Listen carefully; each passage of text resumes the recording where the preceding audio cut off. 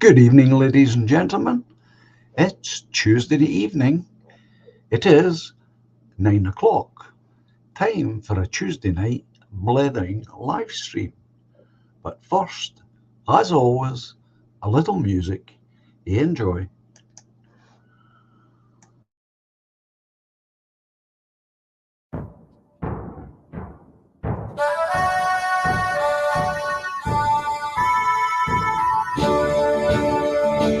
We are all the heirs to Scotland, as a nation proudly stand. We will march beneath her banners to protect our ancient land. In the glens and cities, there on every street are the living heroes no army will defeat. Let a flag mean freedom and not a battle drum. To the world we bid a welcome in 1,000 different ways. We will toast to long lost friendships as we build our better days.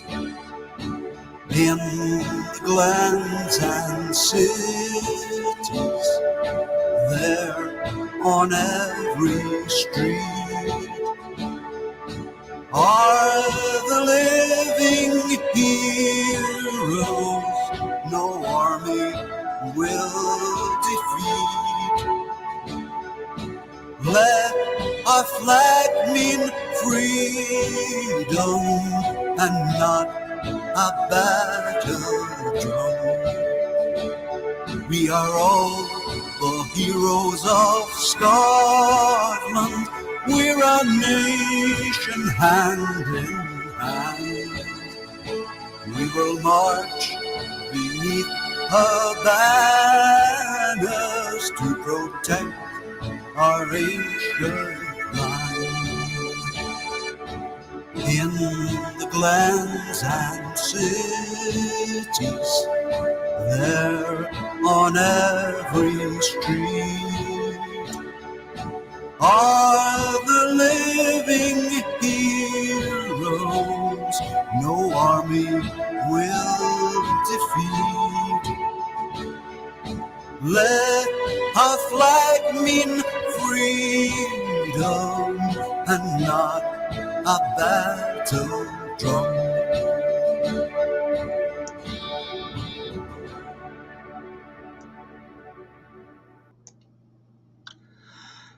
Good evening, folks. I hope you're all well, comfy, cozy, if you need to be. It's been a lovely day here today. Not that I've been out, mind you, but it's a lovely day. Turned into a lovely evening when I was out. So enough of the weather report. I hope you all had a great weekend, whatever you did. And if you had good weather, I hope you were outside enjoying some of it at least. We don't get nearly enough, as you all know. So we should really grab the opportunity whenever it arises. What else have we got? Well, what else have we got? Well, we've got news and items. I've put a video link in the description box for you. There's Treble M. Oh, she's up there. Treble M. Good evening, Treble M.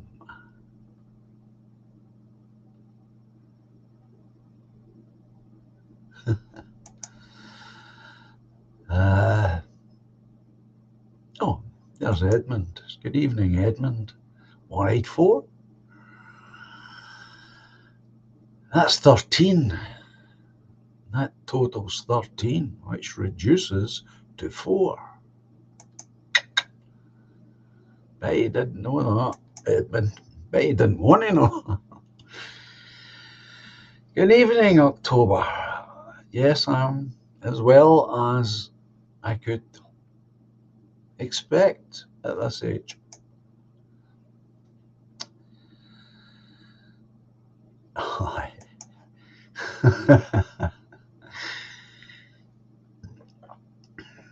We won't go into the symbolism of numbers tonight, I don't think. But anyway, so what have I got for you tonight? Well, this video link, I put it there because this is someone that I regularly follow. His analysis is very good, and you may not know him. His name is Gonzalo Libra, and he lives in Ukraine, and he gives out commentary on the war, obviously, but he does geopolitics as well, and I think he's very good. And this particular video, again, I put it there because I was assuming that not all of you know this guy. He was supporting what I had been saying just over a week ago when I said that apart from the catastrophe of all these dead and injured people in Ukraine because of this war, that what has happened is part of that, but mainly because the US stole, in other words, Russia's oil, gold rather. Now, in theory, what is supposed to happen, as I'm sure you all understand, is these gold reserves are hands-off, strictly hands-off. This is meant to be a safe haven for the gold. But because of what the US has done, that really scared the bejeebers out of all the other countries. And that's what started this whole getting away from the dollar. And in this video, part of this video, Gonzalo says, and he picked it up from somebody else, but it's checkable, that before the COVID started up, the dollar, the trading throughout the world on the dollar against any other currency was over 55%. But now, today, that percentage has fallen to 45% of all the trade in the world being done in dollars. It's less than half in a really short space of time. And what I had been postulating is that although Schwab's and company and all these globalists will always be rich, because America is sinking, because of this, separating away from the dollar, eventually America could go broke. It may not reach that, but it could. And consequently, the enormous economic power that these globalists had, say, 2 years ago is vanishing. And along with it, their ability to create havoc in whatever manner they choose. And that's all good for people like us and everyone else, of course, ultimately. Now, I'm not saying that that's the end to the problem. It's not. It's on a geopolitical level. It helps all of us enormously. The consequences of this dreadful, tragic war. It weakens the globalists and it weakens America. And as it weakens, eventually we will see even more benefits because they won't be able to keep up all these military bases all over the world. The working figure at the moment for that is around 155 military bases. And we're not talking about tiny things.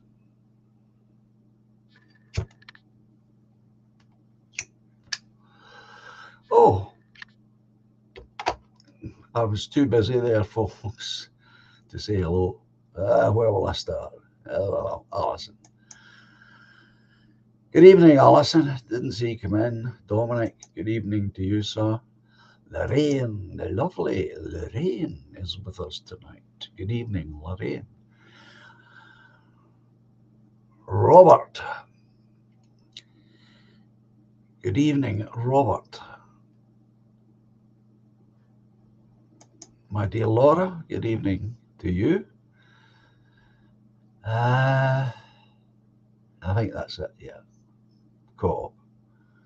I think I've caught up. So,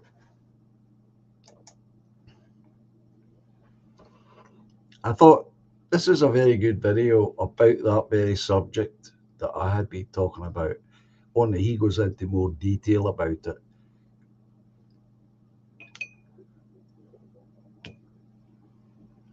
And so I'll put the link in the description box. And that's all that's in that box, folks.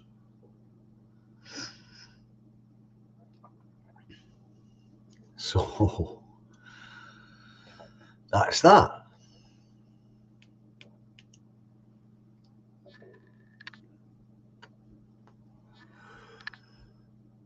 And it's quite obvious that we're getting closer to this attack by the Ukrainian army. And if this attack goes like the others, I'm afraid there's going to be enormous deaths and injuries on the Ukrainian side, and a good number I expect on the Russian side. It's going to be an utter bloodbath, because from the Russian point of view, this is a real threat they're fighting off. So those young men on the front line will be hugely determined not to get beaten and kill as many of the enemy as he can. So I see nothing but a bloodbath when it comes.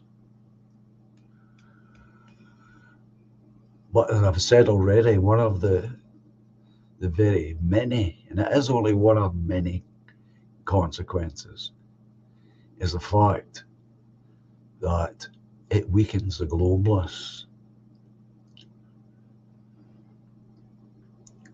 and strengthens the opposition, wherever that opposition is. And that includes us, right down to you and I. That helps us. We may not see it, that benefit, but It will exist. It will be real.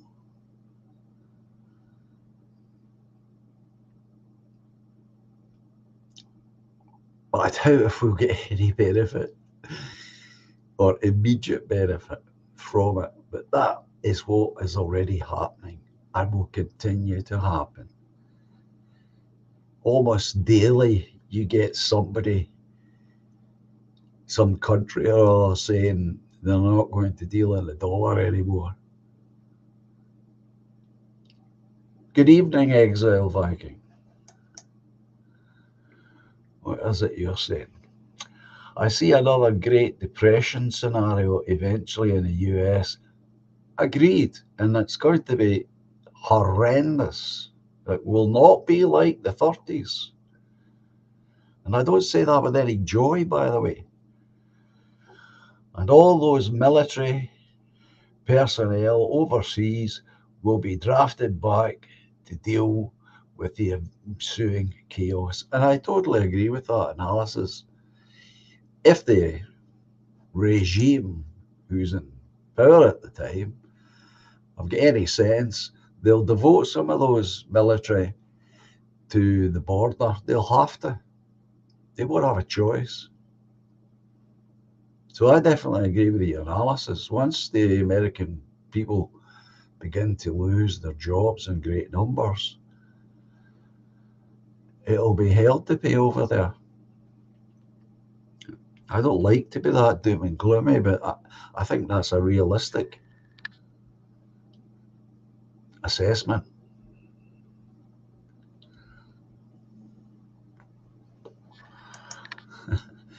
Good evening, William. Yes, good evening, inmates.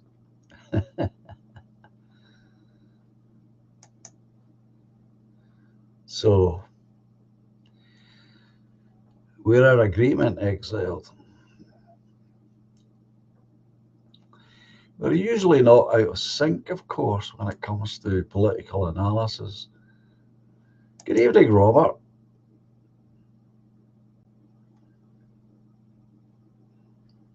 Everybody else, yeah. Yep.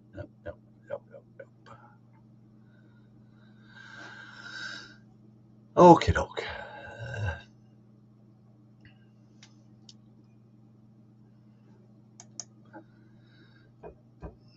Skywalker. Between the devil and the deep blue sea, salvation may come from an unlikely place, though. Let's hope.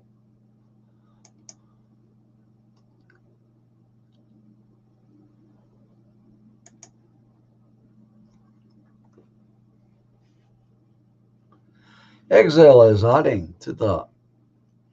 Once America goes hot, Canada does too, along with the South stroke Central American countries.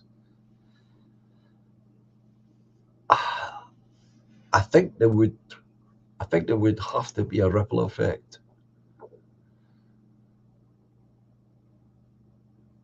If it happened that way, no matter which one started first, America itself, US, would likely collapse into chaos first because of the dollar thing.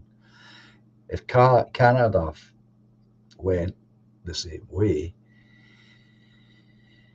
then it would bound to ripple into Mexico and then down the continent.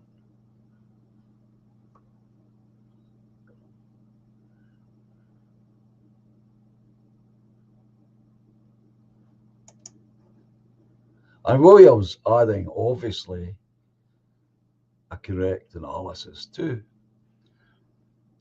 It's a changing of the guard under a great reset. No one outside the club will benefit. The only point I would clarify, William, is this one. It is going to create a reset, but it's not the reset that the WEF had in mind. Because this de-dollarizing is outside their control.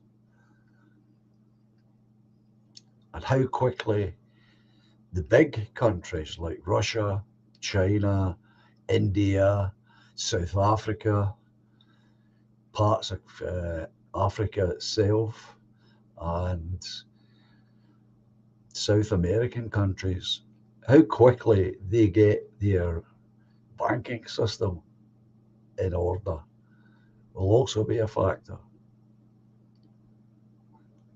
But that's where I see all of this. To me is good news for us, even you and I as individuals. The weaker the globalists become, that's better for us. However, my huge caveat to all of that is that doesn't mean to say we should stop being active.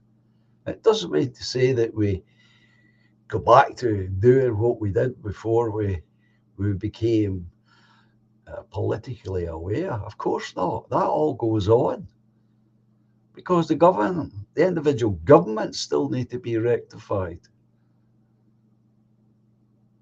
So if you like, you've got, on the one hand, the globalists are definitely getting weaker, but we have to remain active and moving forward and pushing and resisting and being what we are, which is dissidents.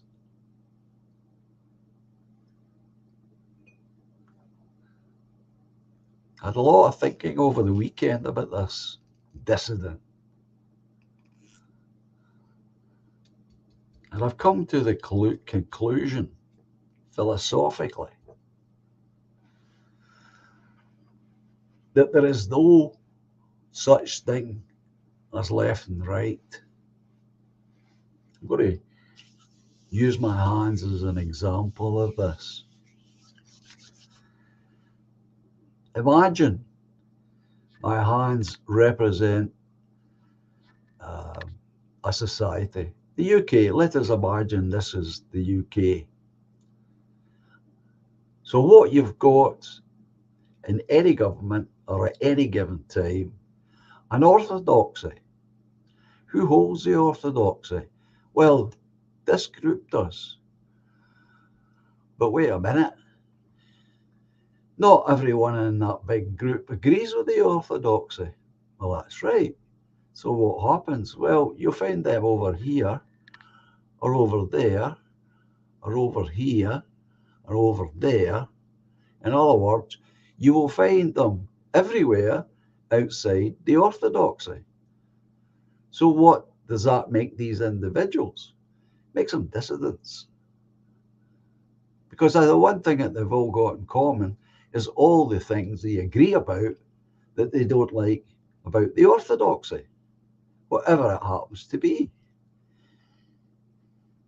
So I'm urging each of you to consider that and consider that you're not left or right.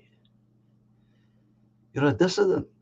There are many things about the orthodoxy that you disagree with and you don't like and you want changed. But those different things that you don't like may be technically, in that old-fashioned way, right or left. That's why there is only one way to think about it. You've got an orthodoxy, and it can be ruled in many different ways, that orthodoxy. But that's what exists. If you disagree with that orthodoxy, you are automatically a dissident.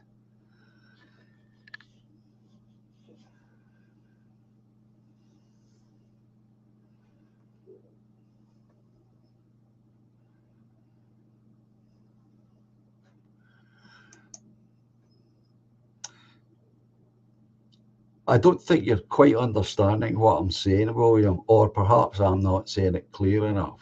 We'll stick with that theory. I'm not saying it clear enough. What I'm saying is they won't be any poorer. They will make a bundle from the war. Of course they will. But this isn't all about wealth, this globalism. It's also about psychology and philosophy. Before this Ukrainian war started, and I'm only talking about me now, okay? The only way that I could see out was to take political charge of your country. Now, I still believe that. That hasn't changed. But what has changed is if today was the starting point, by the time a nationalist government took control of the UK, they won't be faced with a stone wall of globalism. And that would have happened before. But I don't think that's likely to happen now.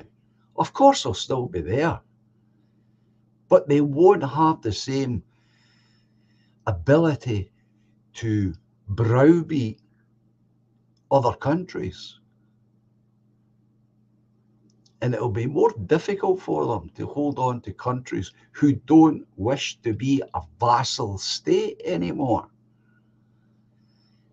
If I were Prime Minister tomorrow and we had all the smartest guys and gals on our side around me, what I'm saying is it would take forever to disentangle ourselves from the Americans on every level so that the country would then be truly separated from the US.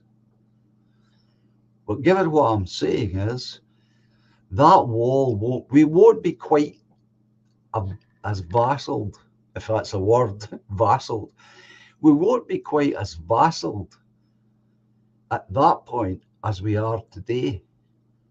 And that would make any nationalist government coming to power have a higher chance to survive long enough to do something positive for the people of the country.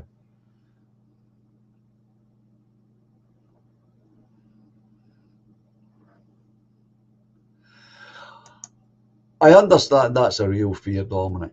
I'm obviously talking about a scenario when that doesn't happen. But yeah, it's always a fear. I hope you're wrong, and I'm sure you hope you're wrong as well.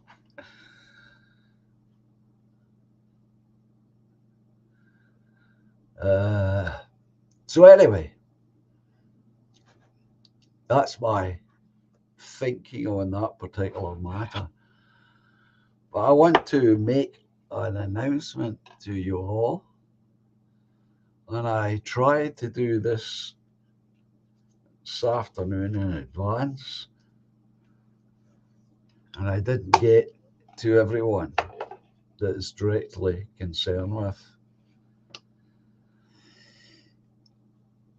As we are at the end of April, which is the end of the current tax year, this is the time I've chosen to close down the party so that the financial side, small as it is, doesn't cross over into another tax year. Because from experience, when I was in business all those years ago, that's what happened in it. You have no idea how prolonged and difficult a process becomes trying to get out of that tax system. So in order to avoid that, I'm closing it off before then. And the reason I'm doing it is presently, and I've told you this before, so it's really a reminder, that I'm paying for the website and the domain name that we use. And I can't afford that anymore. So before any of you very generous people reach for your credit card, There's nothing in the description box. So don't think about mad ideas about sending me money, because there's no way you can do it tonight.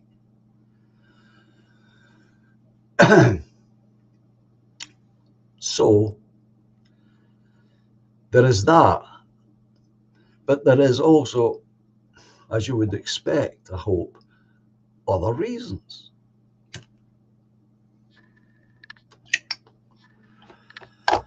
What might they be? Well, the obvious one, and I'll put it deliberately this way. If all the people who said they were going to join the party actually joined the party, there would be no need for this, or a financial level, excuse me.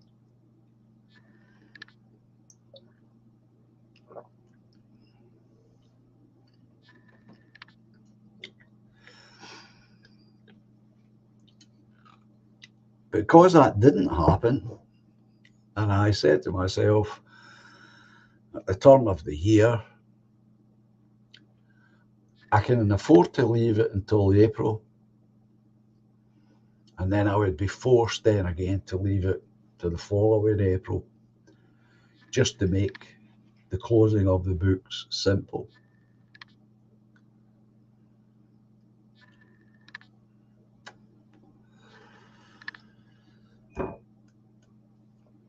So part of the decision to do it now is that, and that of course is driven by the fact that my expectation of membership, not just on this channel, but throughout the internet, was nowhere near what I had originally thought, and was led to believe by the enthusiasm of the people at the time clamouring for a party to vote for. And that was widespread, of course. But again, it didn't happen. And that's fine. People have that choice. But because it didn't happen, and the way money has gone in my own life and your life, it's harder to keep all these eggs up in the air financially. So I've had to draw a line on it, folks. Simple as that.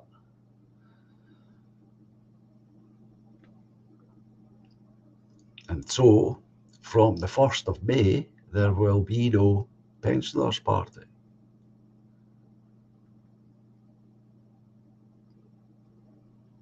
I've left a pause deliberately because I want to add those party members, don't throw away those badges, because I'm not finished yet.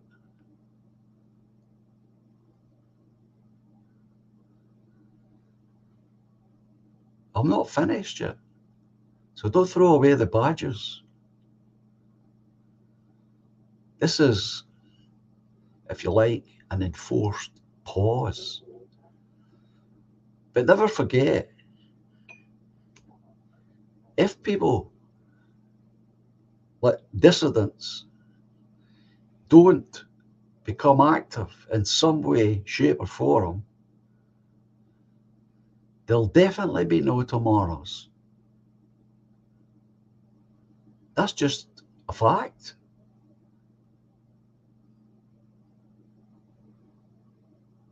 As much as I'm convinced that there is a divine creator, I do not expect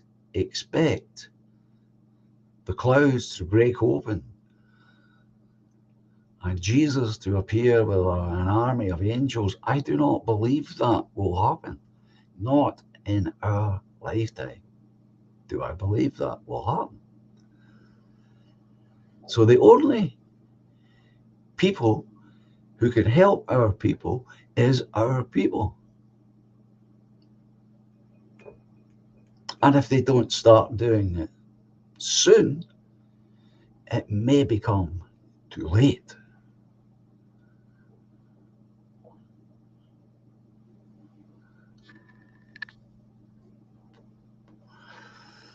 Well, that's the other part that I haven't mentioned, William, but you're absolutely correct. I totally understand, brother, says William. I pay for StreamYard, my website, and other software, well over 100 a month.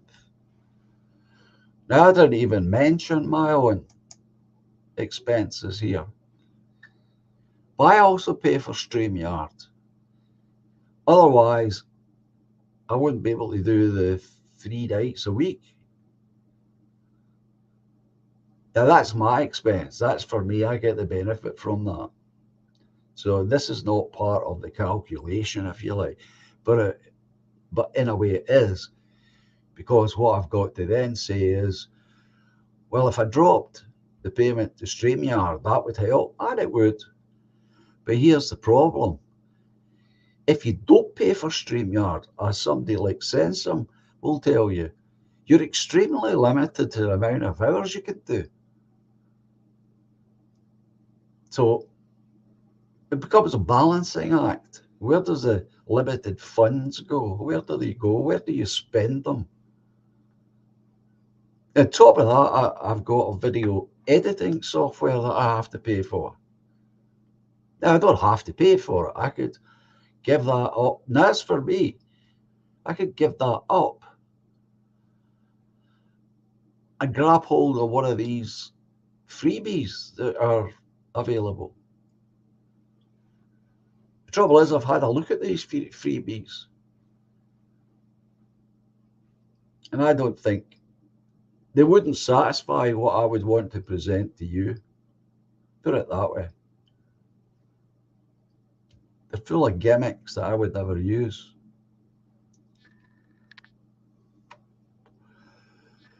So I'm kind of, in a way, in a jam with the video editing. But I want to keep it, and that's for my use. So I've got two things, like William has other things as well that he's paying for. Well, you're absolutely right, William. And you do a lot of it. I mean, you do a lot of work. So does, I mean, most of you do. I do very little work in the way that you or Sensum or Bonnie Ladd or any of these fellas do. So get back to the whole oversea problem is I'm limited in money. The cost of living is soaring, as you all know, and something's got to go on the financial side. If the party had just continued to grow in even a half-hearted way, it could have bumped along financially. But the party would needed to take up the website and the domain name, and that didn't happen. But don't give up your badge. If you've got a badge, do not give that badge up. I'm not finished yet.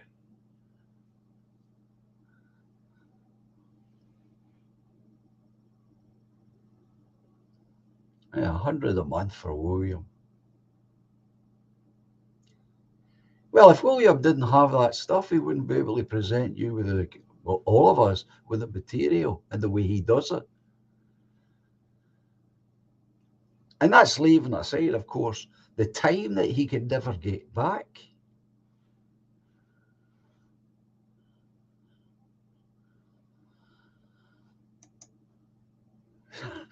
Rip off Britain. Yeah, of course it is. It's outrageous.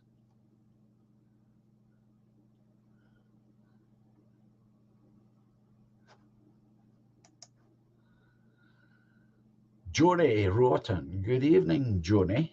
Listening in the background, but I haven't said hi in a bit. So, hi, John and chat. Well, good evening.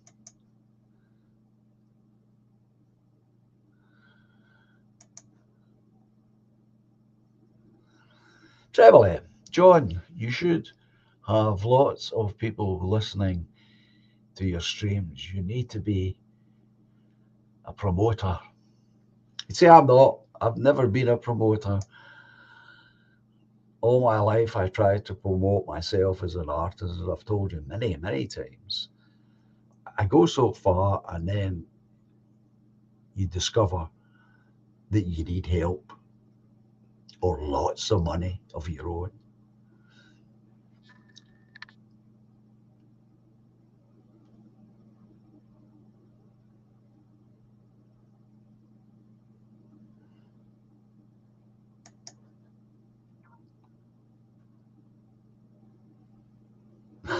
You see? Thanks, William. That's why I didn't put anything in the description box, because I knew somebody would do it. I'm obviously finished with politics. Yes, I know, William, I understand. But I'm willing to donate the cost for joining towards all your time and effort. I knew somebody would say something like this. I really appreciate that, William. Just as I've appreciated all the donations that have been made, but I didn't start the party to create a donation machine for me. The party was meant to be self-sufficient, but it was a gamble, not a big one, I thought. I thought it would be a gamble, but not a big gamble. That once we got past a certain membership number, it would be self-sufficient, self-generating. And that gamble didn't work out. Simple as that. So here we are. Now, that leaves John Lawrence as the sole party representing our side in the country.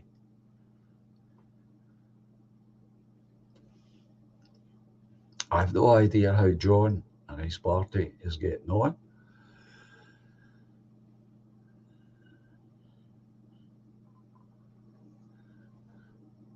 That's why it's not there, William. It's to prevent this. If you put the PayPal link up, I'll donate now. And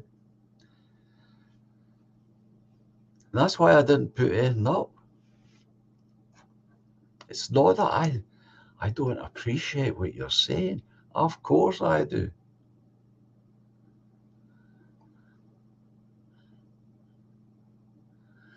And this is another aspect to all of this as well.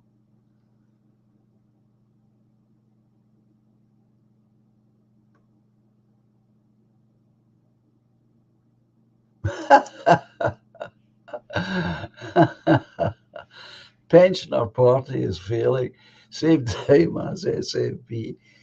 John, you're making history. I never even thought of that. Excellent. Excellent.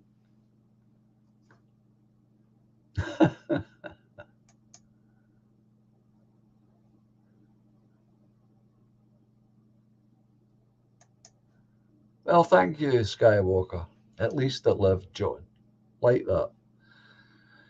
Looking forward to turning the corner, sir. We will, or I will.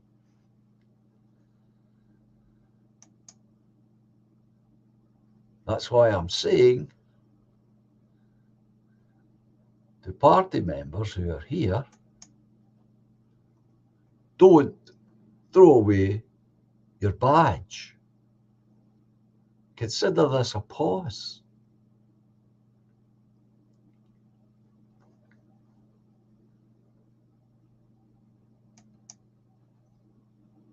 I can always apply again.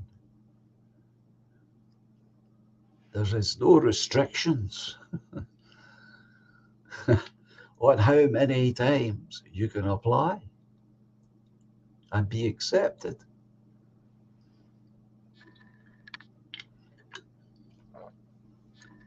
After all, I have all the paperwork.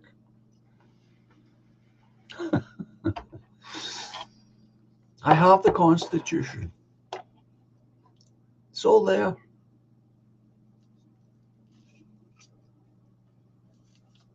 It can all be put back together again.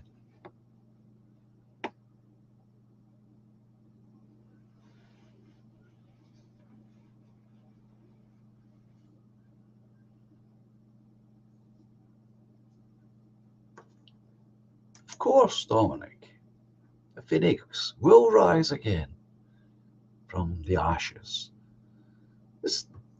Don't consider this a defeat of any kind, it may be a letdown emotionally. I apologise for that, but I can't. It's out of my hands. But it's certainly not the end. It's not the end of me. It's not the end of any ambitions I have for our people and our future. Not at all.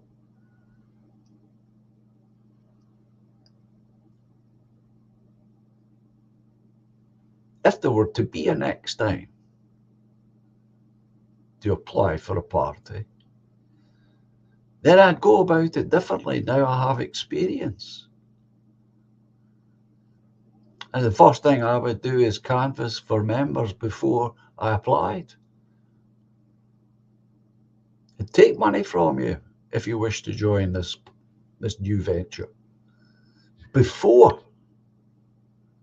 So that the money would be there to be used for the expenses. Because part of what you probably don't know, it's never talked about, it's a trivial thing, really, is that you have to pay every year to stay on that register. So money has to be there in the first place. I didn't know that at the time. And I was confident that people would join. So if there ever is to be a second time, there'll be members before there's a party. And that will mean there'll be a bank account with money in it to pay.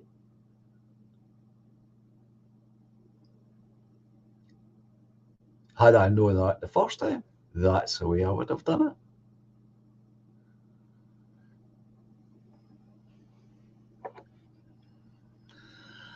Well, thanks for that, William. See, more than one mind at work here. A mind and a half. He's got the mind, I've got the half. Maybe a wee fundraiser could help. Never thought of it. Never occurred.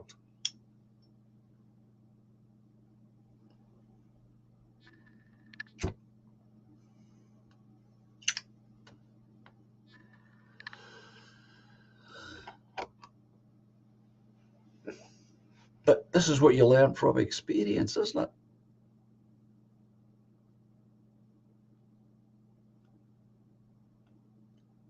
And I know I've learned a lot. And should it not come around again, and I can't think why it wouldn't, I can always know that I tried. I tried, failed certainly, but at least I tried. Which in my book's better than not trying.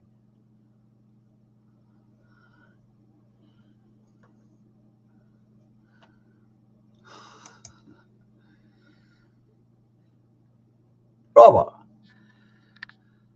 you got a secret scooter outside your son's house.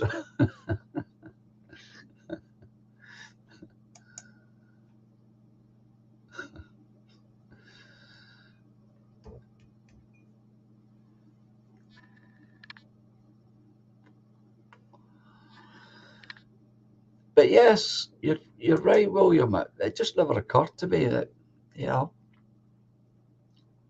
but why not? Why not indeed? Nothing to lose so far as I know,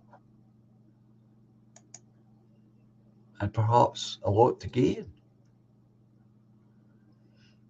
But that definitely would be the way to do it now. Again, that comes from the experience of having done it. So I urge you, don't throw away those badges.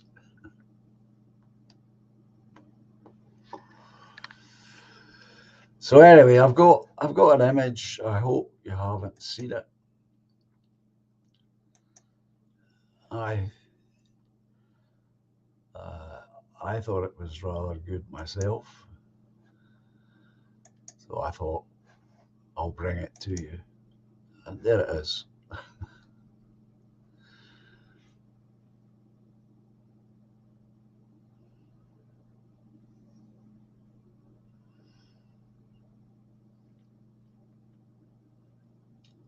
Good, is it not?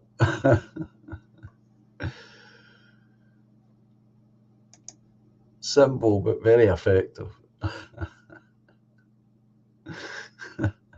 Brilliant. I just had to let you see that if you haven't seen it. Superb.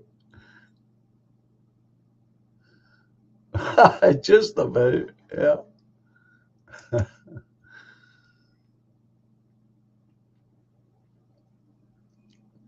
It's a great thing, isn't it, about humour? Visual humour. It could just work like that.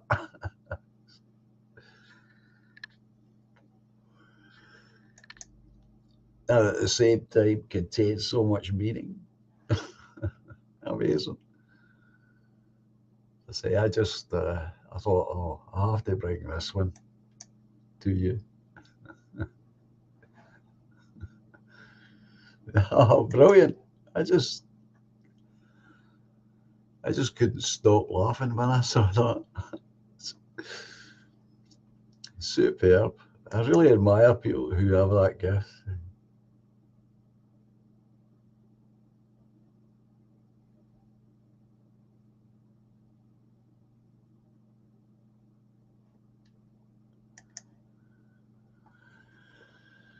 Well, you'll maybe need to do a bit of brainstorming with your members as a group. I'd easily take part too, if indeed, if needed, beg your pardon. Well, that's generous, William. Yeah, once I start talking about that, at some point,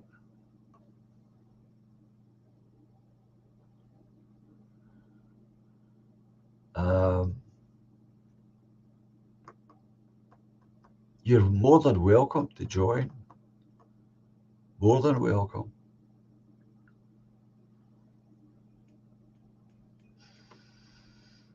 Need all the help we can get. Everybody's got something to offer, even with even when they don't see it.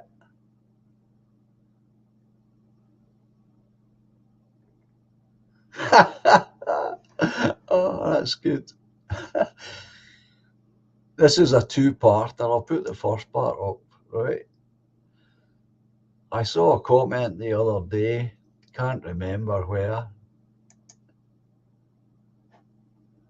Nicola Sturgeon's autobiography, Mein Camper. That's superb. That's superb.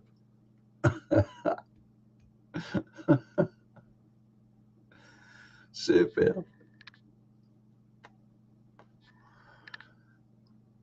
Brilliant, Skywalker. Totally brilliant. So, that's my sad news tonight, folks. But it's not over. I am not yet dead, nor going in the head yet. On the good news front, finally, tomorrow, about 2:30, we will be doing the photo shoot of the first champion of the Inverclyde Open Chess Tournament. It's been arranged for tomorrow. And that means there's a good chance we'll be in the press next week. And that's the other thing I want to say,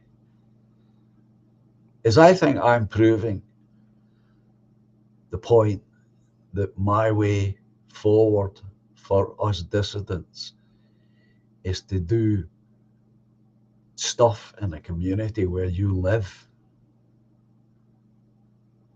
It doesn't have to be the kind of thing I'm doing. Get involved. Actually go out and help your people at something or other.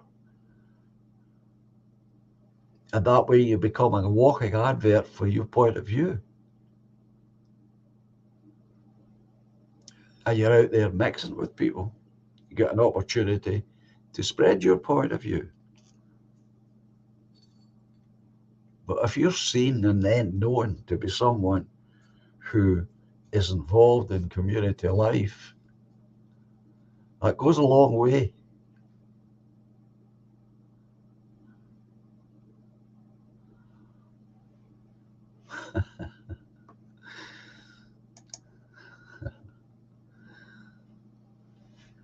Respect to the guy who thunk it. It's just superb.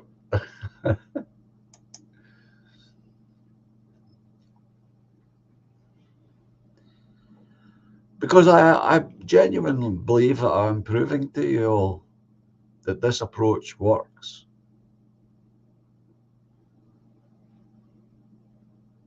And it's just a question of approach. It won't cure the bigger problem. The bigger problem can only be cured when there is a party that is strong enough to take on the so-called mainstream parties. Without political power, all you can do is be a dissident.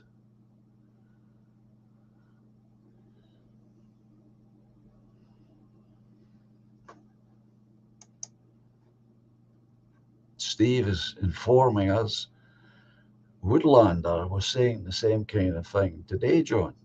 Community building, which is what I've been saying, what I've been showing you how I would go about it and do go about it. But it doesn't have to be as public as that, is what I'm saying. People have got different skills. People often feel they don't have any skills. But that shouldn't stop you from saying, I'm not going to sit here every night of the week, or if I'm retired or I'm unemployed, I'm not going to sit here all day in the house. I'm going to go out and find some community thing that I can get involved in.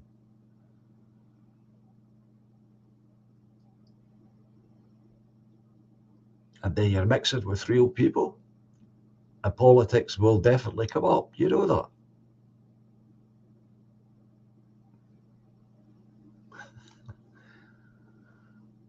Robert Morel, the wife between us.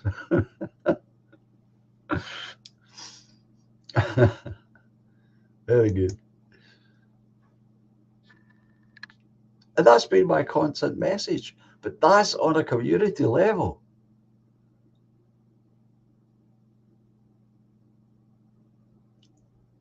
But if there is a party there at that point, and you're a member of that party, you're more, or I should say, you've got a greater chance, opportunity to bring new members to the party, which is what is needed. I can only do it as a one person here where I am.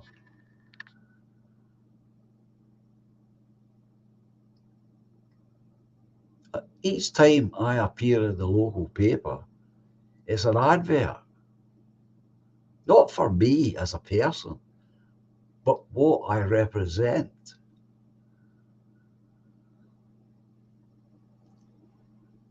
And the more familiar I become to the public, the easier it will be for them to approach me and ask questions, which they will.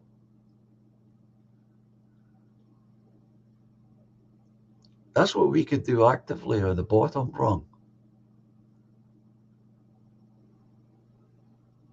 Because you know fine well that no matter how right we are, if you go out at one of these protests, you know how it will be reported. Now, I don't know if PA is involved in doing this, but if I had a party, which I will not for much longer have, and I had a membership,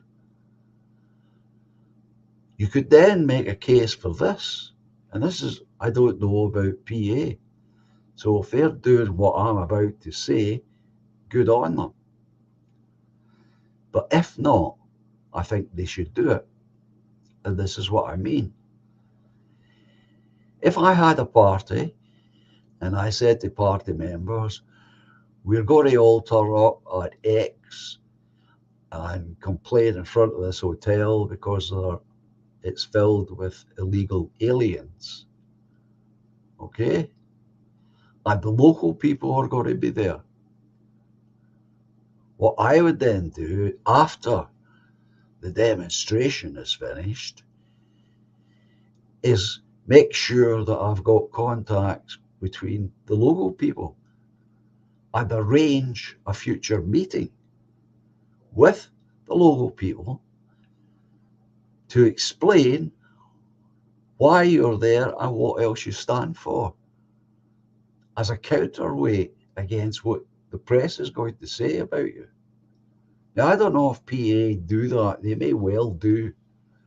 But if they don't do it, I think they should do it.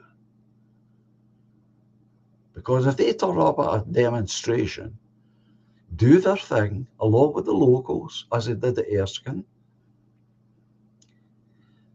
the wider community, even in Erskine, will only know what happened through the paper, through the television. But if you were to follow that up with some kind of community meeting in a community hall, say inside Erskine, you could then put forward the rest of your case and say why it's important to continue the demonstrations. Now, if you did that, you may only get 10 people showing up. It doesn't really matter at that point, because every time you demonstrate there, you have a meeting and it would grow. But as I said, they may be doing that. I have no idea.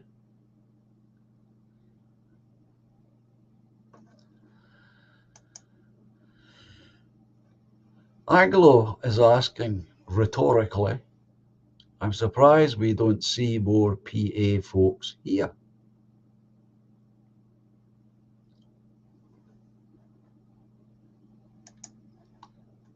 It's an excellent question, Anglo. I could speculate.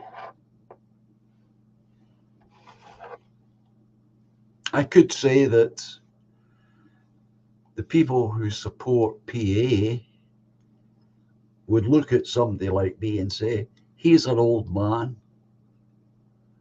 We need a younger guy.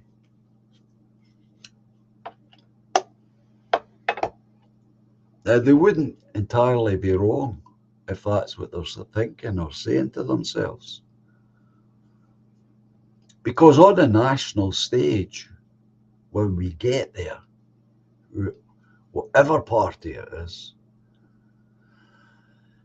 will need to be a much younger man, I think.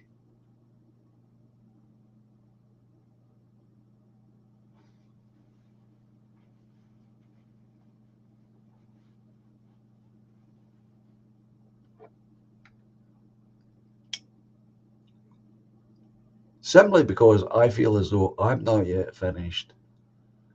I'm not aware of my age and how long it's going to take to get there. What age would I be then? I've always been aware of that.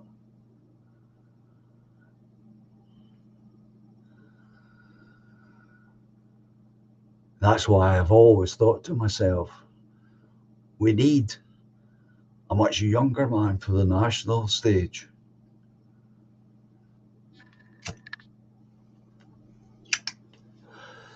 And why I've got great hope for that there is someone out there. And I don't mean any disrespect to any of our ancestors here, but the working class man and woman today is far better educated than ever his parents or grandparents were, by and large.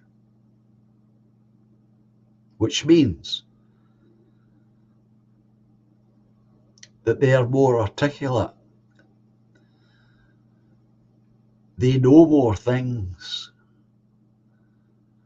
They have quite fixed opinions, clear, sharp, and of benefit to working class people. So I've got no fears that there aren't the capable people amongst us. Ever doubted that there are? By the bucket load.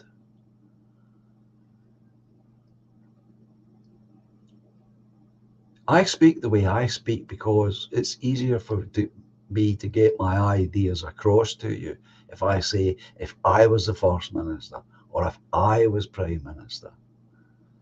That's easier for me than I hope for you.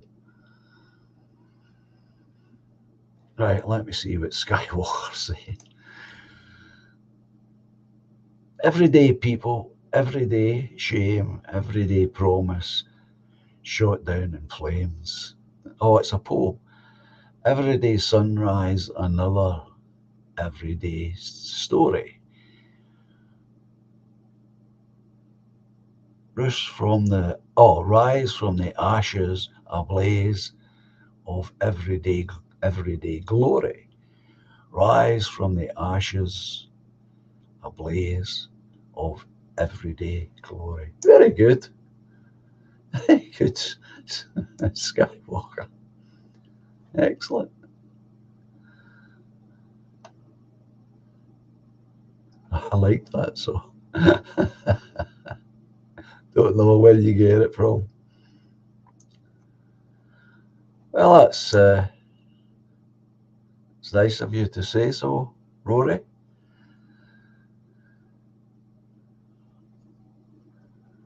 All right. The coronation issues. Well, it's of no interest to me.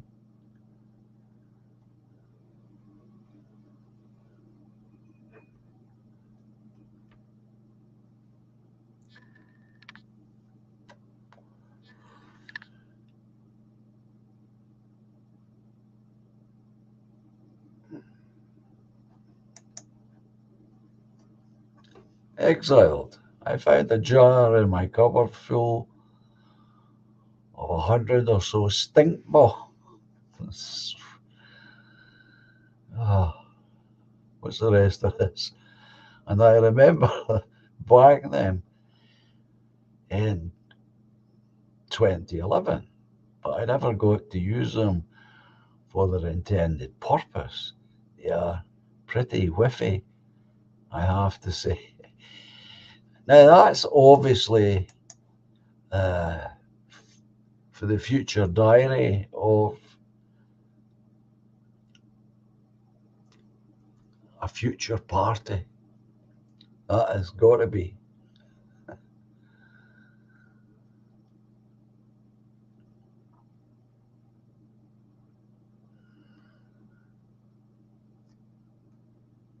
Clearer, we say.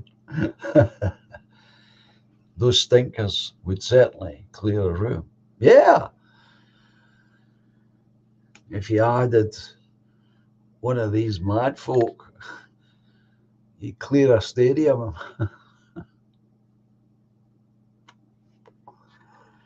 So anyway, that's where we are with that. So I think also tonight I've demonstrated that despite what I've said, I'm not giving up.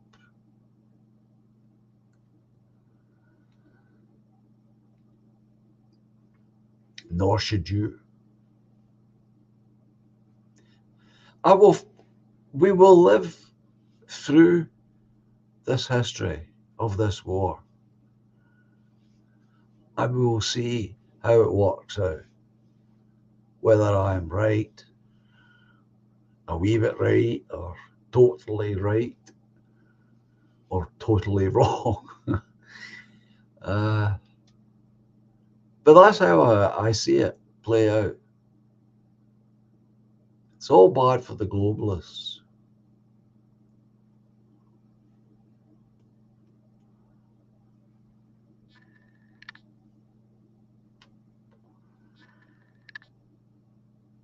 Well, I knew that's what you were driving at. I knew fine well that's what you were getting on about, exiled.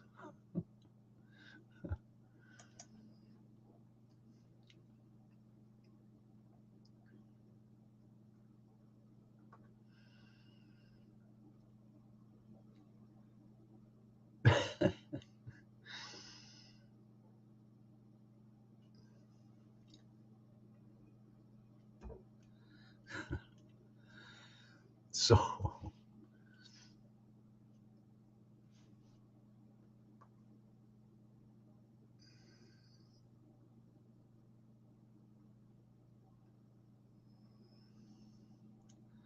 Emma G. Good evening, Emma G. And Amanda Lee. Good evening, Amanda. And Gavin.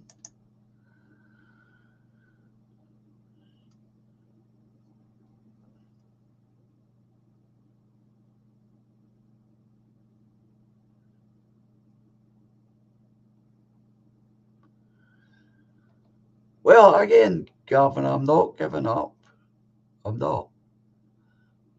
But I need to settle this financial thing.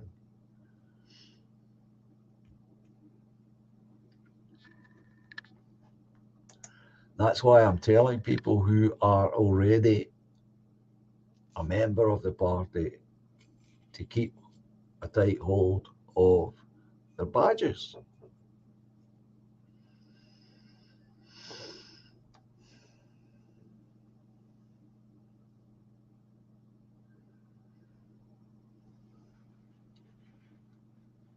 So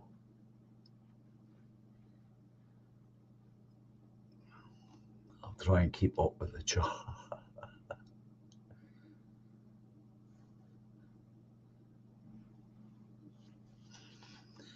So the other thing I was thinking about as well is we have the film review on Friday with our good friend Sensum and Eki and William. And it is a documentary, as you all know, or at least I hope you remember. But after that, I need to know how you feel about for a Friday if we try and do a bit more relaxation stuff with music and visuals. Which reminds me, I didn't see Budgie Burger coming in.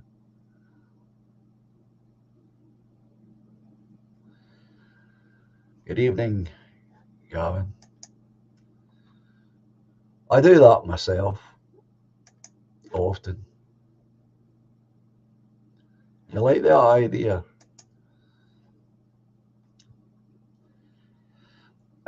The idea for Friday night was always, because it's part of my age group, Friday night was always when you finish work on a Friday, as people did back then.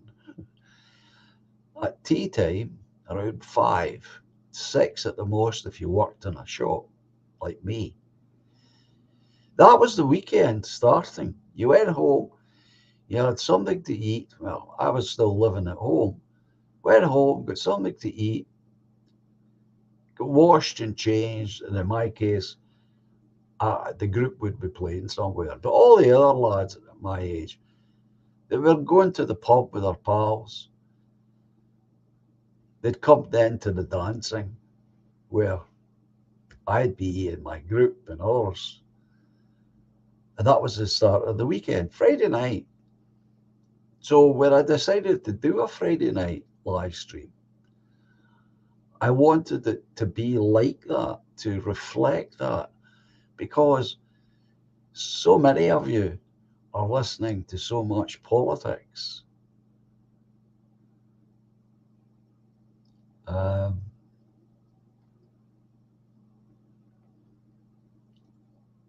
Yeah, you're listening to sort of slightly distracted there. I read some of that.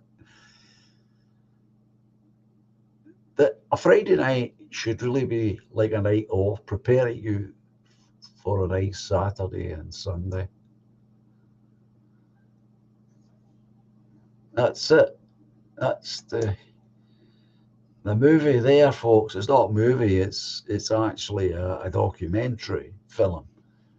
We've not done a documentary film before. K2 Killer Summit.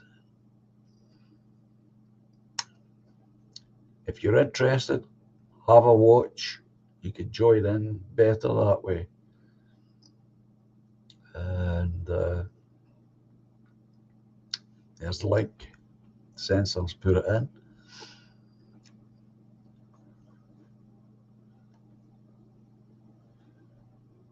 But apart from that, apart from the movie night, which I want to keep,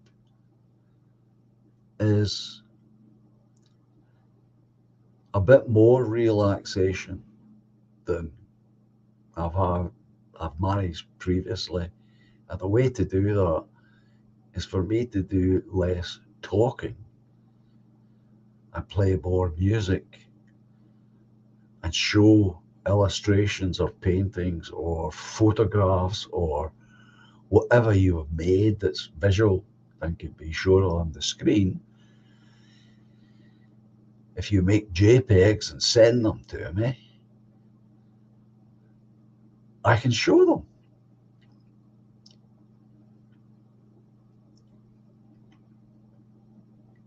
Now, I have, thanks to Julia, there's other new folk, not new folk, but new arrivals, shall we say. Pressure Drop, good evening, Pressure Drop.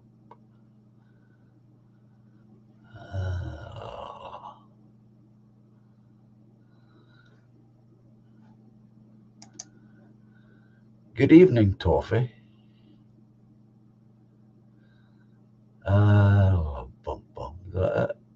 Did I say it? Yeah, I'm sure I did. Right, that's what I was just commenting, Rory, is did you manage to get Jodie Kay on for a future stream? I have written to Jodie Kay, and I'll tell you in a minute. As to date, I have not had a reply from the lady. I'll just double check my email here.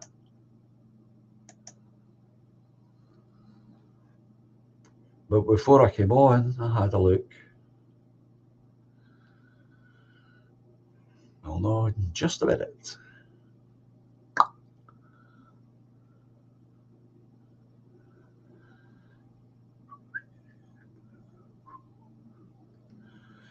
No, I haven't had a reply from her.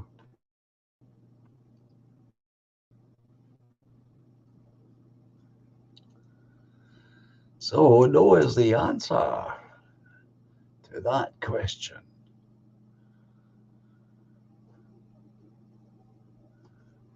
And I would like to try and get back to this idea of having uh, guests on a Friday, stay away from politics, play a bit more music. If we could teach Budgie how to download his stuff. Because I've spoken to Budgie ages and ages ago about this, and he has got music of his own, but he doesn't know how to get it to me. So if we could talk Budgie through that process, that would be someone else. I don't know if Duck's got any stuff lying around that he would want others to hear. It's easy enough to ask him. And anybody else who's making music that I don't know about and you want to share it, that's the idea. Or, well, I'm hesitant to say poetry because I've already asked today, 42, what we can do another poetry stream. Because I know you enjoyed it and you've asked for it again. Well, I've got one more thing that I should tell you all that I did over the weekend. And if you were here last year, you would remember that I did it then. And that is, I've deleted the back catalogue on the channel. There is only uh, the memorial, the war memorial live stream that I did. That's there. The poem "Righteous Men" is there, and a video I did about the White Feather campaign during the First World War. Everything else has been deleted. But I did that last year at this time as well.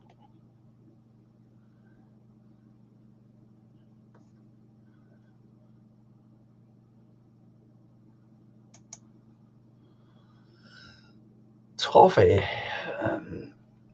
Oh, hang on. Sorry, Rory, I didn't see that. I'll put in a good word for you to Jodie. Well, that's why I mentioned the channel, because there's nothing there for her to see or look at. I've deleted everything. But I did that this time last year.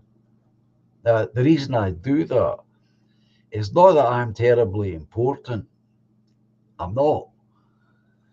But I don't want anything lying about on the channel that could be used against me at a local level, because it's very easy, or better way to put this, I am very well aware of how powerful an edit of a video can be.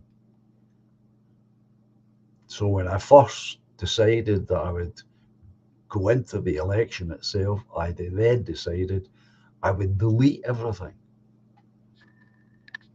So I decided to do it again this year, although I'm not going to be standing for it. Right, Toffee is saying, oh, now it's less fresh and everything's forgiven. I do apologise, John, sir.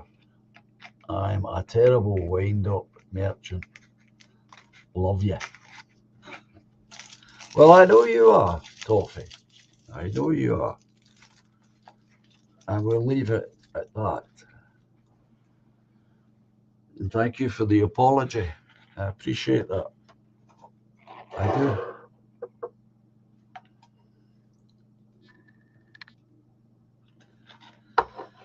Packer, good evening, sir.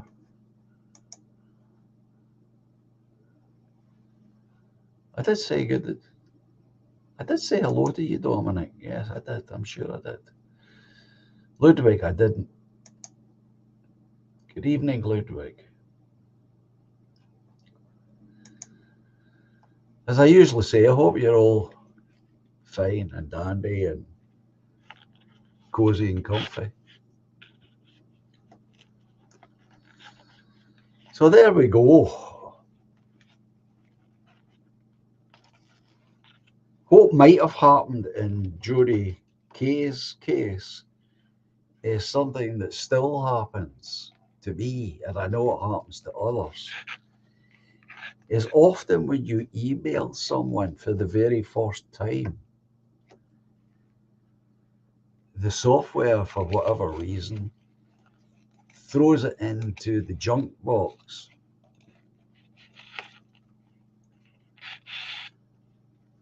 And so you don't see it. Now, I know that's happened to me when I've sent out emails to people. And it's definitely happened to me in reverse. In fact, for long enough, I always had to remind myself to check the junk mail to make sure that nothing had landed in there. And quite often, you would find something that was important, a message from someone.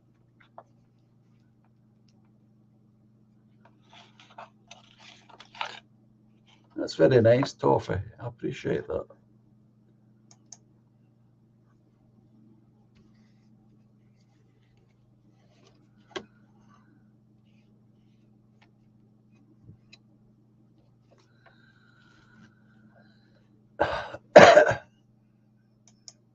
Thank you, Parker.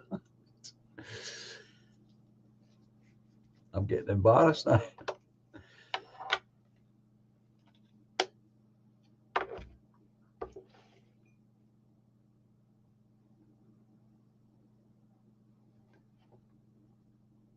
So that might be the cause of a silence, but she may be very busy on top of all of that. I don't know. Who knows what people do when they're away from YouTube?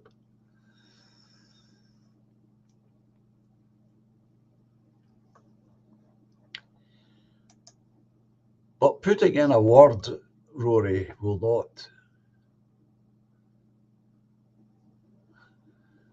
not go amiss. That's for sure. I wish my emails from HMRC ended up in my junk folder. Yeah, I know how you feel. So,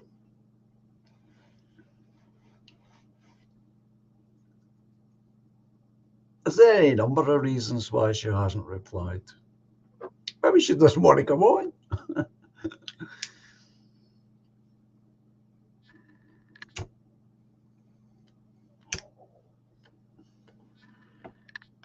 There's always that possibility.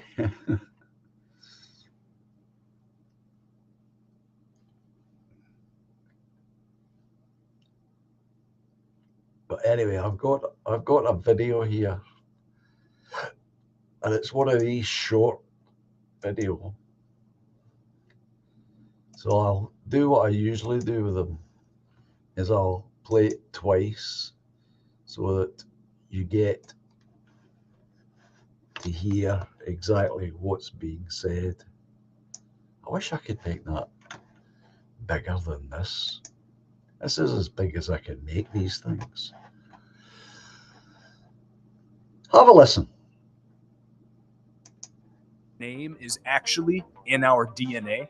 Watch this. Medical scientists have actually found in the nucleic acids of human DNA a certain sequence that spells a certain name. This sequence consists of 4 Hebrew letters that are pronounced Yod, He, Va, He, which is the actual name of God found in every person's DNA. This is the thumbprint of God proving that he created you and he created me. If you believe in God, give this video a thumbs up now and subscribe for more. Did you know that scientists have proven that God's name is actually in our DNA? Watch this. Medical scientists have actually found in the nucleic acids of human DNA a certain sequence that spells a certain name. This sequence consists of 4 Hebrew letters that are pronounced Yod, He, Va, He, which is the actual name of God found in every person's DNA.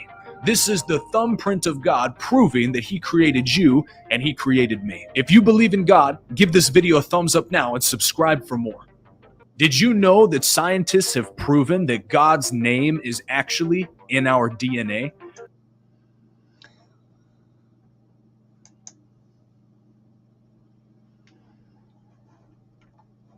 I like that. Anglo, I'm not buying it. Oh, you're talking about this wine, are you?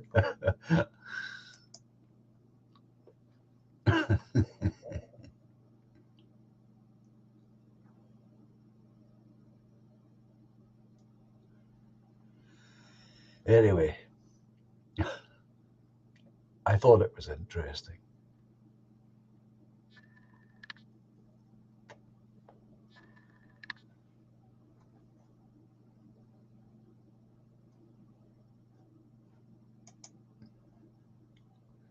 Pressure drop. I will probably turn up at my father-in-law's birthday party, half melted tomorrow. I blame the lawnmower battery.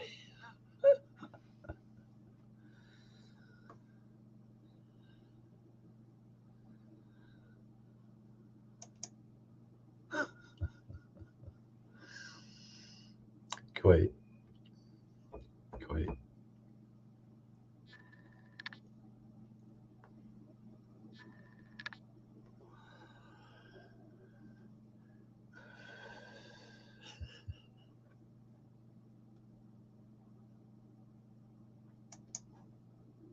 Oops.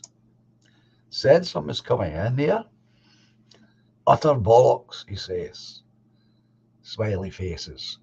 The Hebrew for God existed long before they classified the 4, nucleosides in DNA. Oh, I'm not going to try and pronounce them.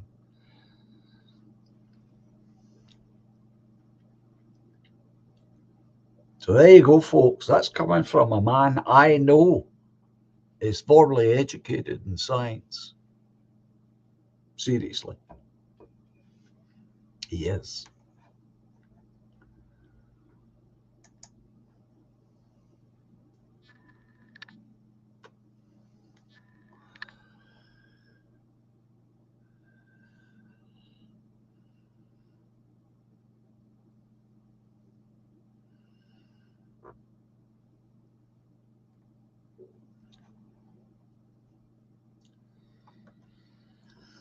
So I would like to remind you about considering moving away from calling yourself right wing and referring yourself instead as a dissident. Because immediately by using that word,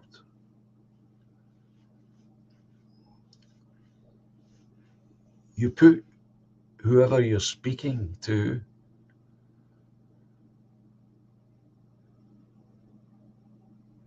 at a disadvantage, because you're not giving anything away. You're saying, I'm a dissident.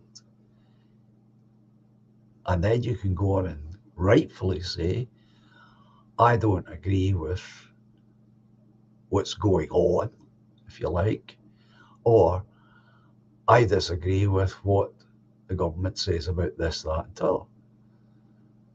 And you're not pre-colouring what you're saying. Because if you say, well, I'm right wing, I think this, you're setting yourself up to be judged in that light. So you will be then, and whatever you say will be at a disadvantage in a situation like that. Now, I'm assuming you're speaking to someone who isn't a dissident. But if you use that word, self-label as a dissident, you give nothing away. And if you're challenged by any of the ideas that you put out, for example, I think illegal aliens should be sent home, the comeback to that will likely be, well, that makes you right wing. And you can say, quite simply, no, that makes me a dissident.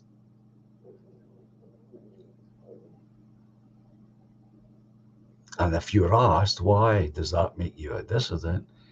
You simply can answer, because I believe that that's what the government wants, is to bring illegal aliens here. And I'm against that. So I have a different view, which makes me a dissident. And you still haven't painted yourself into this dichotomy of left and right, which is meaningless. So I'd like you to think about that idea.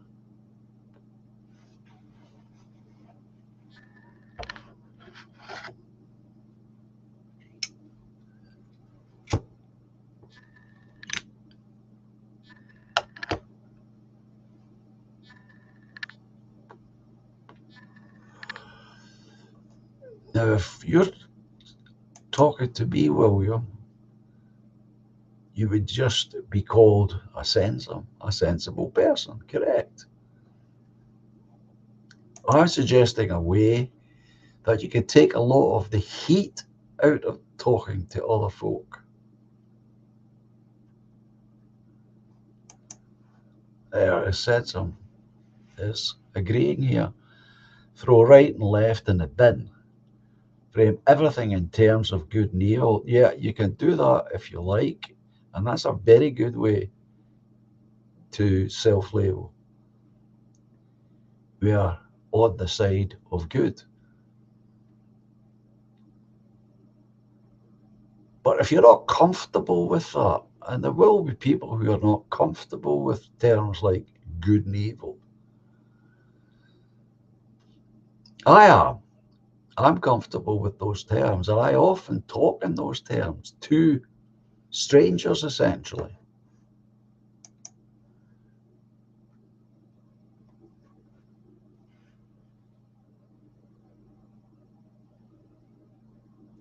However,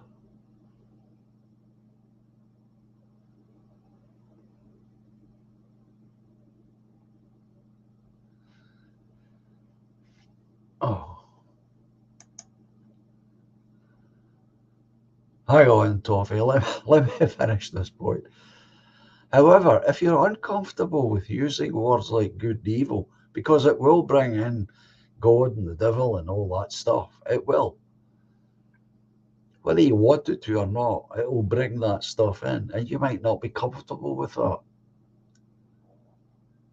And I'm saying to you, the other solution to this is to call yourself, I'm a dissident. If you're asked about your politics, that's what you say, I'm a dissident. What does that mean? Well, I don't agree with what the government says or does. You still haven't painted yourself into that dichotomy. If you want to use the good and evil, great, it works just as well, often better. And I'm comfortable with those terms. But I used those terms when I was talking to that head teacher, because I knew I was playing to an active Christian. Let's see what Toffee's saying here. It's sliding away from me. Are you up for a chat for 5 minutes? I promise I won't be a silly Billy. Well, sure. I'm just looking at the time, that's all.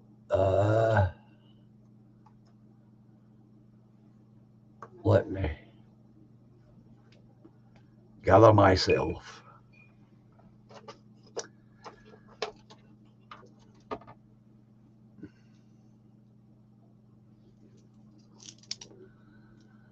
Get these things out.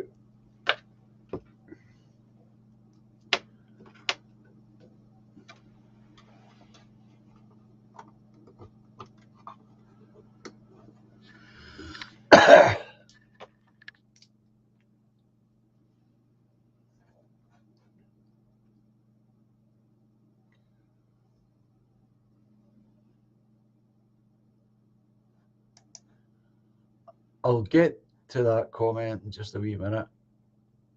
Pressure drop. I want to do this first. Get it in there.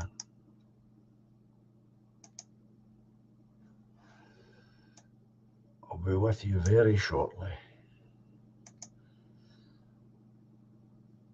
There's the link, Toffee. It's in the chat. Right, let me read what you said. God, it's up there on the screen, John. I was right-wing as a teenager. When I think back on it, I feel embarrassed. Just my thoughts, John. Well, I started out being a working class socialist.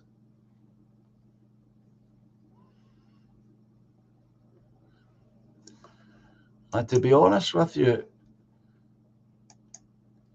I still consider myself to be a socialist who is also a nationalist. Good evening, Toffee. Can you give me a sound check, please? Hiya, John. 1 2 1 2. That's fine. Thank you. Jonathan, Well, carry on. my man, I'm so sorry that I've offended you. I really am. We've had like a little bit of a funny kind of, I don't know, like me and Centum set up a stream and he made a bit of a joke out of it. But all jokes aside, mate, I'm so sorry for offending you. You see, when I appeared on a stream when I accidentally said the C word, Yeah. you're one of them people who are like, and I'm really sorry. I genuinely am. Genuinely. I It's one of appreciate them that. words that just slips out, and I'm one of them little scummy people who just, like a hyena when you smell blood and then you just jump on it and you're like, oh, I'm going to say it all the more. I'm sorry, John. Well, I thank you for that. I have a question, though. Well, I want you to answer it honestly. Okay? You ready? but Okay. The joke that Centum set up, was it funny?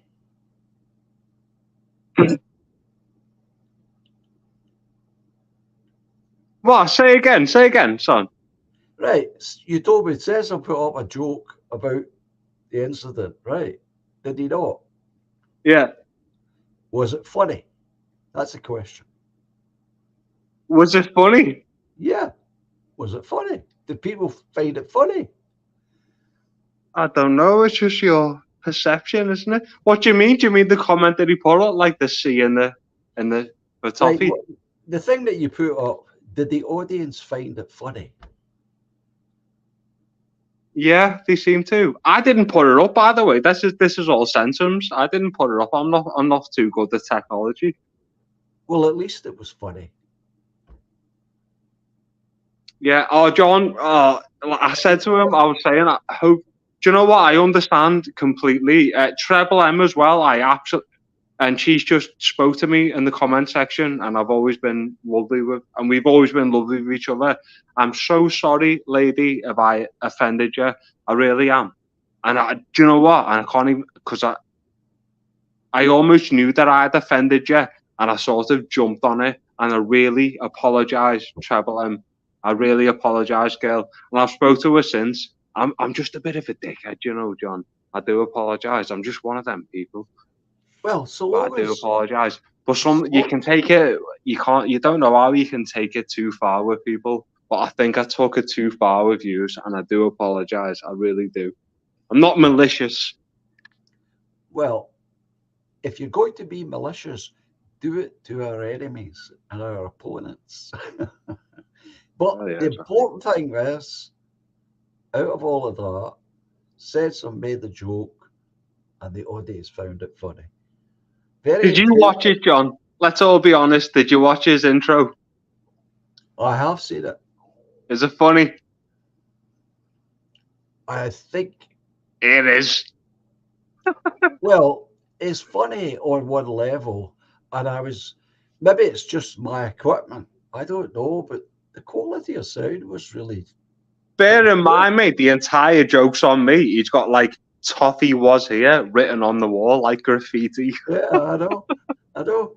I'm just saying, from a technical point of view, I just thought, oh, why is my audio like that? Is that how people are hearing it?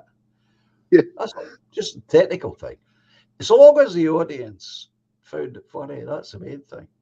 Yeah, everyone, one Because moment, John. Everyone in the chat and including yourself, I just flick into this mode sometimes where I feel like winding people up. And I think well, that's what I did. I do apologize. I well, don't just quite know what people's sense of humor is. So, like, say, for example, Sensum Communum, me and him get on, which is why we have started streaming. Me and him can push each other and we can be a bit controversial and almost be a bit offensive with each other. So, I don't quite know what the limit is with people in other people's chats. So, I genuinely, from the bottom of my heart, especially to you and especially to Treble M, because she's obviously a lovely lady. I really, from the bottom of my heart, apologise. I carried on with the wind up, but I do apologise. I really do apologise.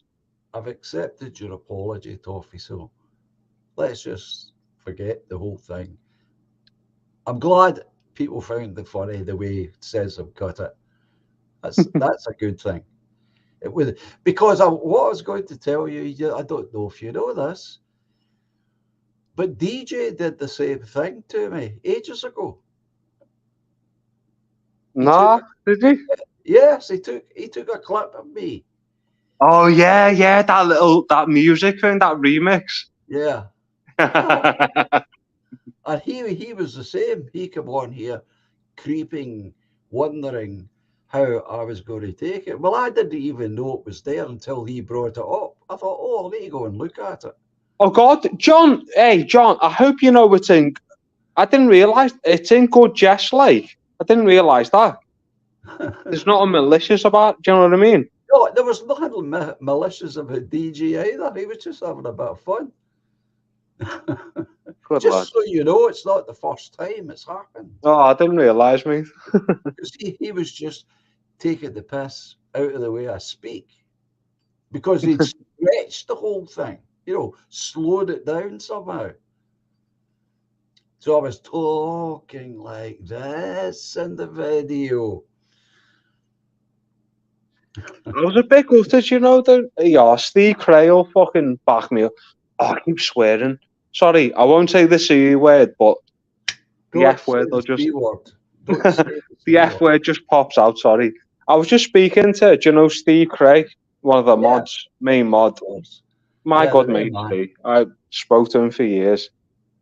I didn't realise, I really didn't realise that I'd made such an offence. I thought it was a bit of a joke, but I can't quite, I feel really bad about it. Like, I thought it was a big joke, and I feel bad about it, mate. Right, we'll change the subject now.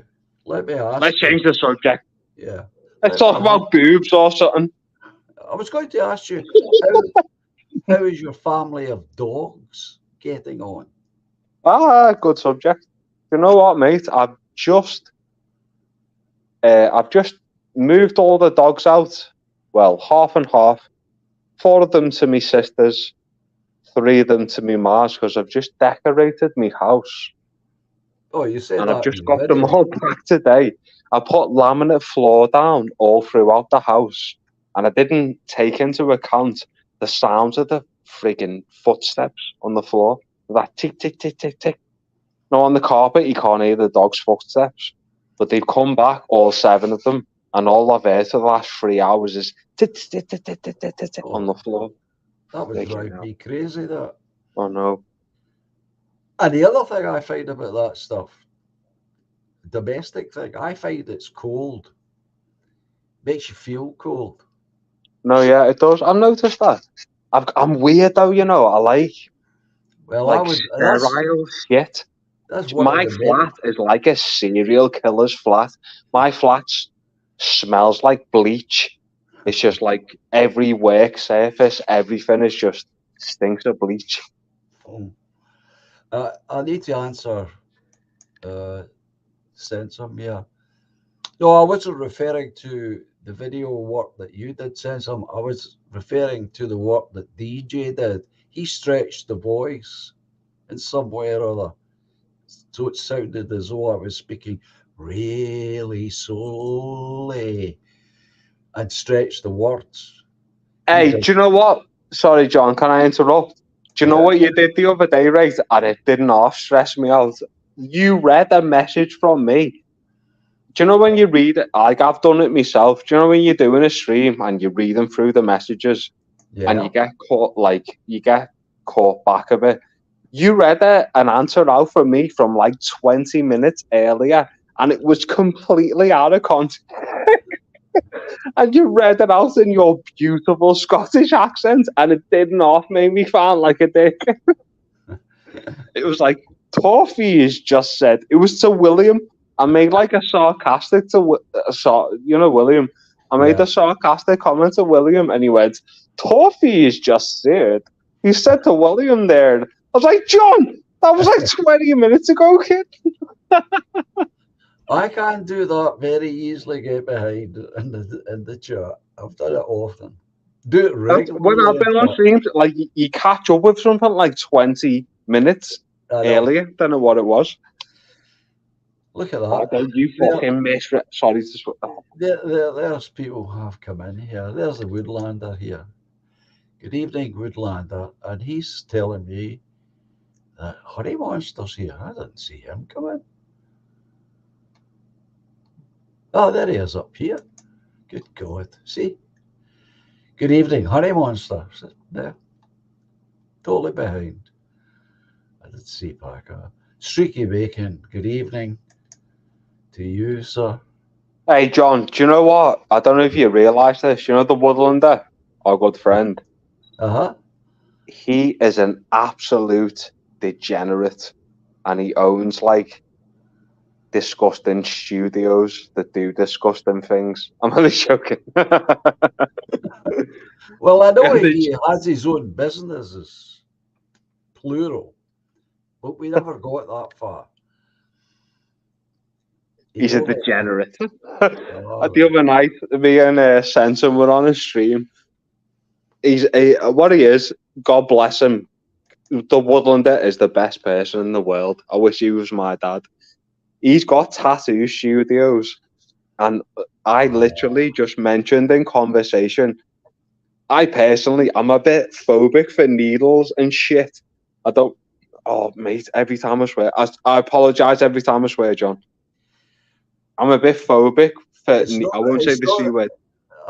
As long as you don't use that word. No, I'm sorry. Leave that word alone. He's got like tattoo studios, and me and Sentum did the stream, and my mouth ran away with me, and I was like, I don't like tattoos, I think they're disgusting. And the woman was like, hey, you're fucking, again, hey everyone, you're mentioning my business in this. We have to apologise to him.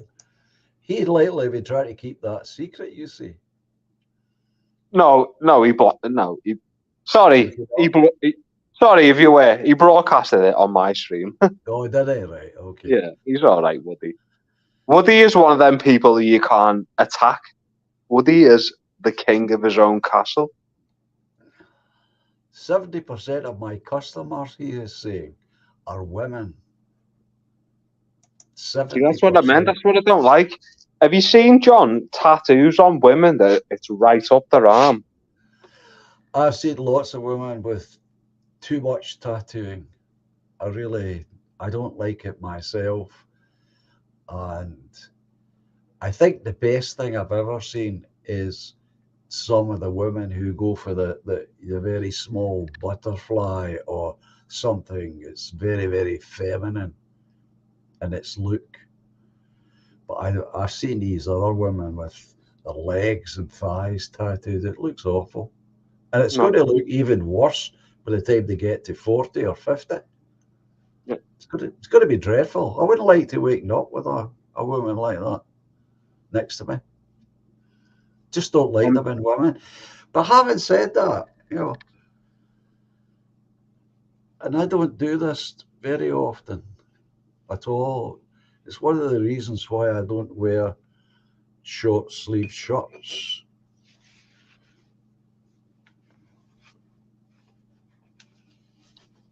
Is this? Yeah, lad. Do you know what, John? You're from that generation. Every man I know from your generation has got a tattoo on their arm. Yeah, mate. It's upside down, certainly. Yeah. There it's there. Do you know what I mean by that, John? Like, my granddad, everyone from that age, even if it's just like a dot, they've all got a tattoo on the forearm. Like, do you know where I regretted that? Having that done. To get it from the shipyards? No, I went to Glasgow to get that done. I was half drunk at the time, along with the other lads I was with. Do you know when I regretted it? When I was sitting on that chair and the needle went into my arm for the very first time, I regretted it and I sobered up instantly. And I let him do the whole thing because I thought it's going to look bad, but it'll look even worse if it's incomplete. It was agonizing for me. Was it done with like the old? Yeah, lift it up, John, again. Let's see it. Was it done like with the old? Do you know when they used to do with the old needles and they just used to like fucking? Yeah. That's how it was done. And I literally like money, torture. And I paid money to have it done. Think of that. Fucking hell. What is it? What is it? Just like a. What is it? What's it off? It's a dragon. How is it? It swings out. Is that the only one you got? Oh yeah, that was the first and last. And my granddad, they've all got, and it's not just me granddad, me uncle. So you're talking about a good 15 people. They've just got this one like ink blot sort of thing on their forearm, where it was like a tattoo where it would just stab ink blot. I don't know what it was about. Maybe working on the ships. Well, I was going to say, I'm not excusing the stupid decision I made for myself, and that's how I regard it. But at that time, the shipyards were filled with men, and this was an import-export town, being right on the river. So there was always tons of sailors of all sorts coming and going, and all these men had tattoos. Yeah. That's the backdrop to it. But me and this group of lads made choices of our own. I personally regretted it the minute the needle went in and sobered up and thought, Jesus, I'll never get through this. That's how painful I found it. And I thought, no, it's better to let the man finish. Right, we were, as I said, Woodlander's got his own. I'm not saying it. The other night, right, we were doing a stream, and me and Sensen were talking, and our mouths ran away with us. And I was saying, I don't like tattoos. And the Woodland was going, I run a tattoo business. But if you look for the caveat, I literally said that I do see it as an art form. But from just my personal point of view, I don't personally like it. But I do really see it as I personally don't like it on women. I really don't like it on women. But I can sort of, I don't know, being a bit sexist. I do appreciate it on men, but no, personally, it's not my. I don't think it's for me. It's not a feminine thing at all. No, I just don't see it that way. The most acceptable ones, from my point of view, is when you see a young girl, young woman, and she's got a tiny tattoo or flower or mum, perhaps. But small, usually on our shoulder, Yep. or round our hips, something like that. But the ones that you're talking about, the ones I've seen, when they've got them all the way up their leg and on into their boobs, no, Yep. there's nothing sexy or feminine about it. And they will regret it, especially Yep. if you get it on their boobs when they get Yeah. older. So no, I agree with you there entirely. It's not something that I see as a pleasant thing when you see Yeah, it on and the and street. just a disclaimer, that's probably just mine and John's personal point of view. I'm sure other people like it, whatever, but I don't. Well, They're not doing anything wrong, but I just personally don't like it. I can add to that and say that all the guys that I once knew would agree with you, Yeah, because we I've did. never heard anyone who doesn't. I've never heard a man saying that he likes to see it on a woman. I've heard women say it, Yeah, but again, I qualify it by saying no, it needs to be these small things. always the outliers. And I, any time it's ever come up in conversation, I do it on the same thing. Especially if there's any young girls involved in a conversation. No, I don't do it. You'll regret it. But Do you who know listens? what? Yeah, I just thought that this is a bit weird. Are you onto these tongue piercings? You know, with the Oh the God, tongue no, no, That no! I that don't. originally completely started with homosexuality. That was like a gay people thing, and it's That's right. sort of like come over to our normality kind of thing. That was Yep, a gay thing originally. very much so. And the lesbian thing, Yep. and it's just Disgusting. oh, Imagine dreadful. getting your tongue stabbed. Your tongue is one of the most sensitive areas on your body. Well, it's worse than that. You could something like what do you call him? You brought him up, the Scots fella. Uh, Braveheart. Train spotting. no, the YouTuber, Scots fella that get prosecuted. Millennial woes. No, not he's on our side. No, the other fella. Doesn't matter. He's got a reckon. The one with the long hair. Oh, fucking Count Dracula. That's it. Thank you. That's him. Count Dracula. Can you imagine what pain he's going to go through if he ever Yeah. finds himself in a street fight? Because if I was in a street fight with him, that's the first thing I'd go for. Either The grab first or thing you gotta do is rip his nose out, innit? yeah, absolutely. And I see lots of people like that, men and women like that. What are you thinking about? If you ever get in a scrape, and you don't have to start it, you don't know who might start a scrape with you, you're going to have no nose because that's going to get ripped right out. I've never seen anything so bloody daft in my whole life, is No. there? But though, Especially if John, you're like young. if you go back to like the almost like the Iranians, do you remember like what was his name? 80. Remember the Iranian Empire? Oh, it wasn't the Iranians, the Persians.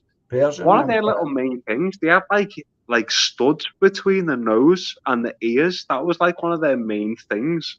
Yeah. I suppose that's why they lost. Well, it could be. There are biblical stories that cover that. That's why they lost. Persia felt. Yeah. Unfortunately for us. Yeah. Yeah, well, they get forcibly converted to Islam. Hey, John. Right. I'll just drop off now, but I just want to put something into people's heads. This is just going to be a bit random. Bear with me. I'm a big fan. I tend to read. Do you know when you read things about certain things around the world? I'm one of them where I'll read a certain subject and I'll educate myself about that subject, and I'll Yeah. just learn everything I can about that subject, and I'll move on to another one, etc., etc. So recently, I've been concentrating on the Balkans and the Balkan conflict. Do you know Yeah, yeah. Bosnian Wars in the early 90s and whatnot. Right.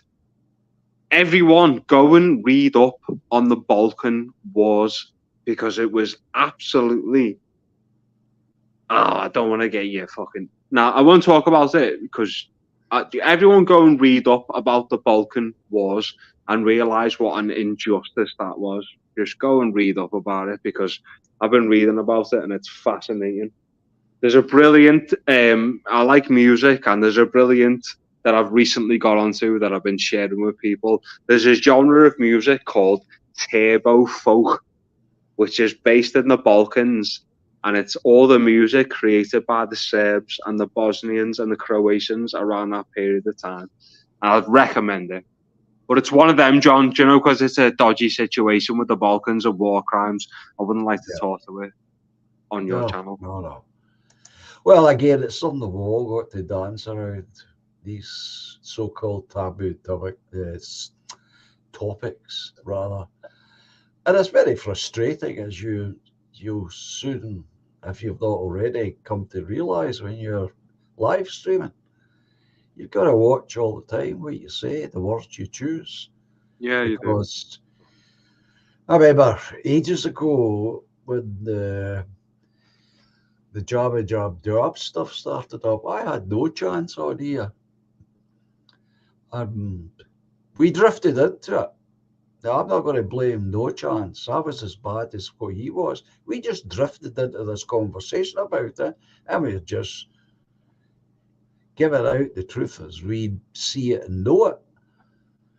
Well, cost a strike, and I was banned for a week. And that's how easy it can happen. That's why you've always got to be careful, especially when you're live streaming. It is, mate. I consider this precious to me that this is just where we're talking to people in a pub. I'm gonna have to duck out because I'm gonna have to take me fucking stupid dog for this shit. John, mate, honestly, from the bottom of my heart, I do apologise that I offended you. I started like taking it for a bit of a laugh, but I do apologise, mate, and I'm really glad that you've taken me back. And everyone in the chat, I'm really glad. I do apologise. I'm not a malicious person. I'm just a bit of a wind-up merchant, really. I've got a good heart.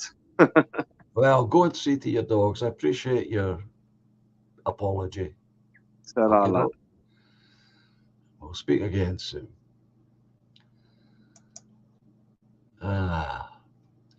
Pressure drop, death before dishonor, with a knife going through a love heart and a skull.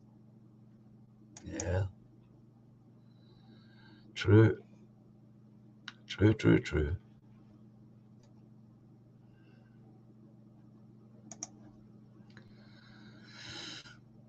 I think it was 13 tattoos.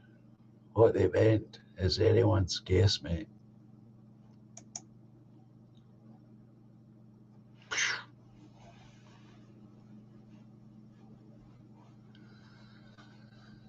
Well, that's my thoughts on tattoos.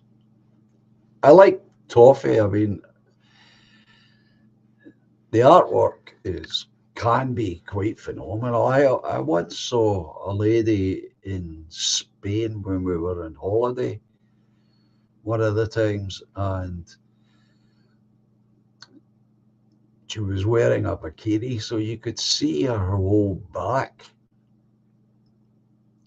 And it was a was it a woman or a man? I might be wrong. It might have been a man. But the point I'm making was the whole back was covered with this absolutely beautiful rendition of a Native American Indian wearing the full headdress that some of them wore. What a job. And I just wondered how long it had taken to do the whole thing. Probably done in sessions, I should think. But it was quite a thing to see.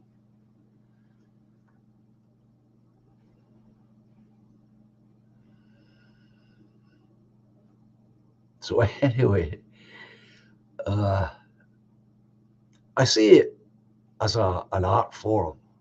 I do. It's just my personal thought on what I got done to myself, and I've got nobody to blame but myself, because that's how I feel about it, and have ever since it was put there. I instantly regretted it. And that's merely an emotional reaction. Perhaps it was caused by the pain.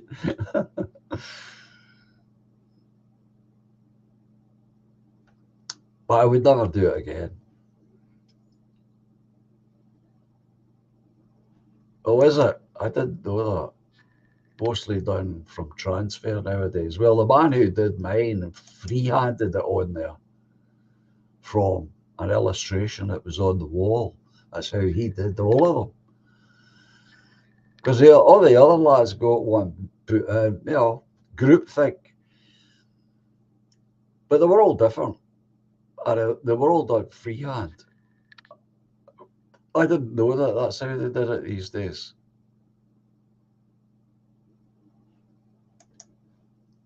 Interesting. Takes the art out of it, though, does it not? A question for Toffee. Streaky, what does he say? I was looking at this old bird on the bench a few months ago with a massive tattoo on her back saying, Beatty. I said, Nan, it's time to go home now. You have had your day out in Birmingham. Oh, boy toy, beg your pardon, Streaky. On her back saying, boy toy.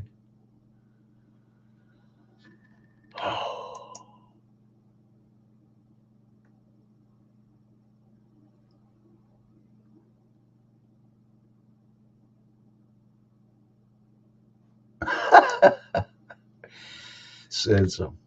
The only time I'd consider a tattoo would be if I was going to a carnival island. I'd get best before 22nd, 11:50 put on. Oh, I tell you, wish I had that kind of wit.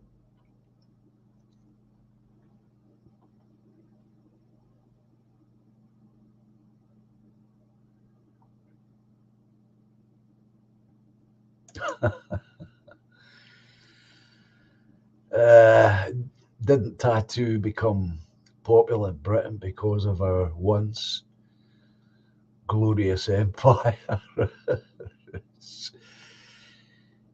it's a sailor thing, and if you live in a port the way Greenock used to be when I was growing up, and obviously for all those years before I came along, the town was always crowded with sailors coming and going. In fact, there used to be specialised hotels for overnight accommodation for sailors here, dotted all over the front of the town. They've all been pulled down now, years ago. And they all had pubs, and they all had ladies of the night in attendance. In fact, one of the most famous places was a place called the Marine Bar. Stood right on the dock. Notorious. If you wanted a lady of the night, you went to the Marine Bar. And I can assure you, long before I was 18, me and some of my friends were in the Marine Bar.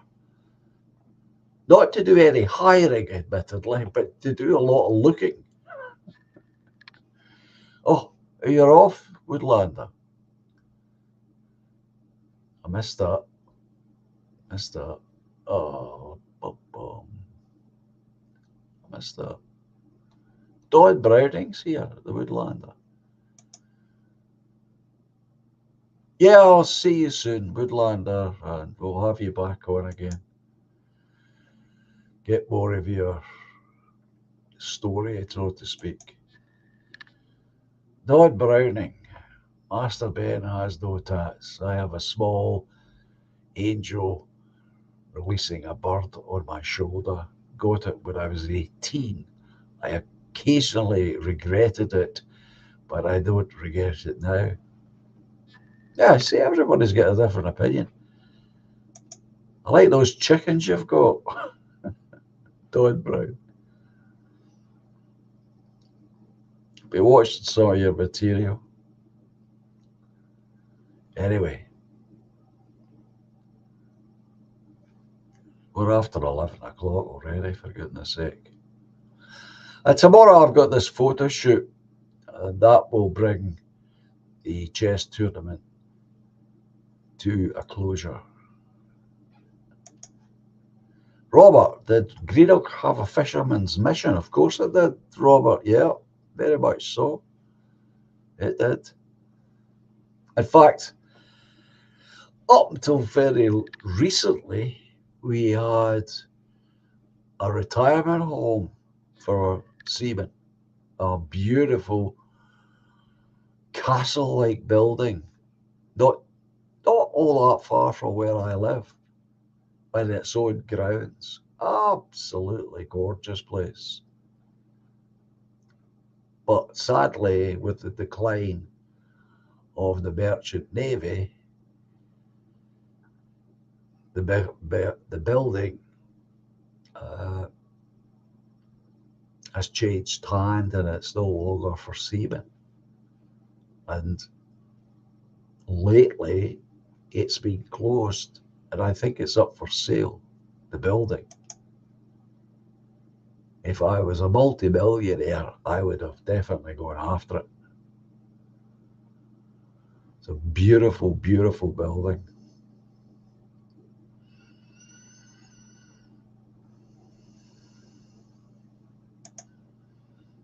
The Empire must have been grand. In many ways, that's probably the case. It probably was. Thank you, Treble M. I appreciate that.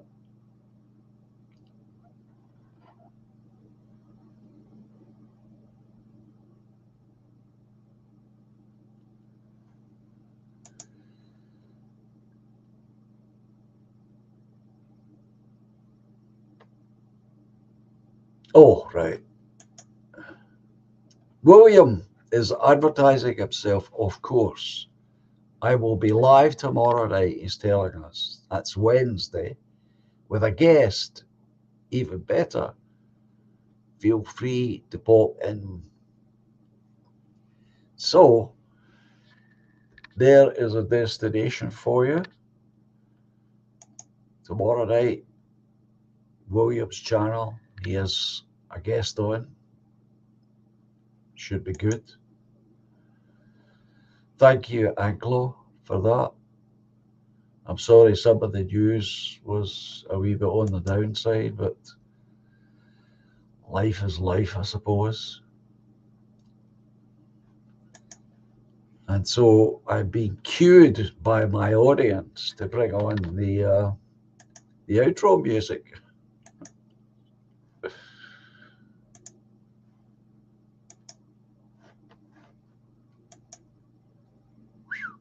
So there, the outro music has arrived.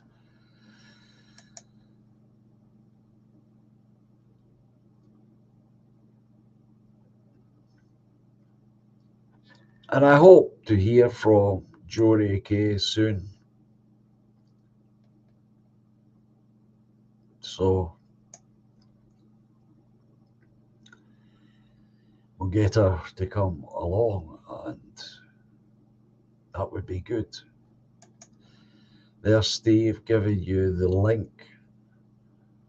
It's in the chat for William's channel.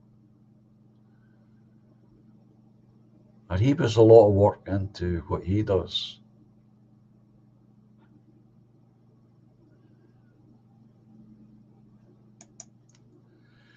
Robert saying ours was knocked down years ago. He's talking about the Seaman's Rest or Mission Hall.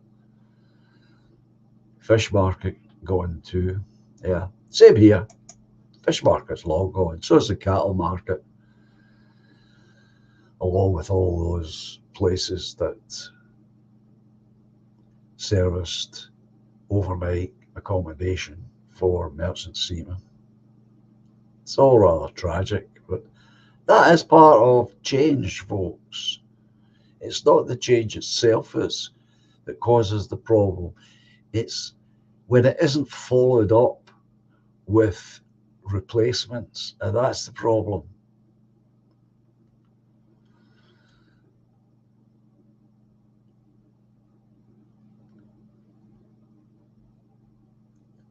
And he's telling us that his show is going to start at 9 o'clock. So there you go. And by what he's saying, it wouldn't be too difficult to work out the name of Woodlander, unless we know somebody else. Right, I'll start up the music and let you all go to your bed or go home. And I'll get out of the way in a minute. So, as I always say, adios, au revoir, cheerio, and until Thursday evening, 9 o'clock, stay safe. Remember Williams at 9 o'clock too. And I'll speak to you all on Thursday, my friends. So, enjoy the music. Take care.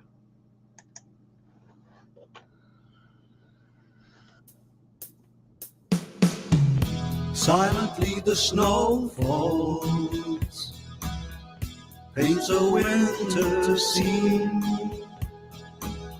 swiftly spreads the dark rim, hides a fading autumn green. Moonbeams brush the dark wood, conjure friendships dear to me. Lightly now the breeze flows, disturbing more than just the leaves. But life's much more than we can know. We are one small glow Thanks very much, Rory. in the eternal Thank you. flow. Patiently the love grows, lifts the weary heart. Gently now she holds me, melts two worlds once apart. Moonbeams brush the dark wood, usher dreams of you and me.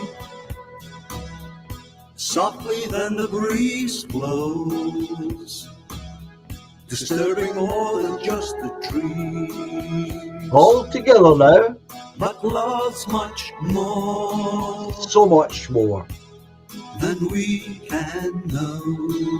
than we can ever possibly We know. are one small glow But an important glow. in the eternal flow. Melodies of long ago, songs of innocence, harmonies to soothe the soul, have some consequence. Moonbeams brush the dark wood, awakening joys of you and me. Silently the snow falls, bringing winter symphony. But we're much more So much more than we can know. than we can ever possibly know. We are one small glow A very important glow. in the eternal flow. But life's much more and we can know we are one small glow in eternal flow.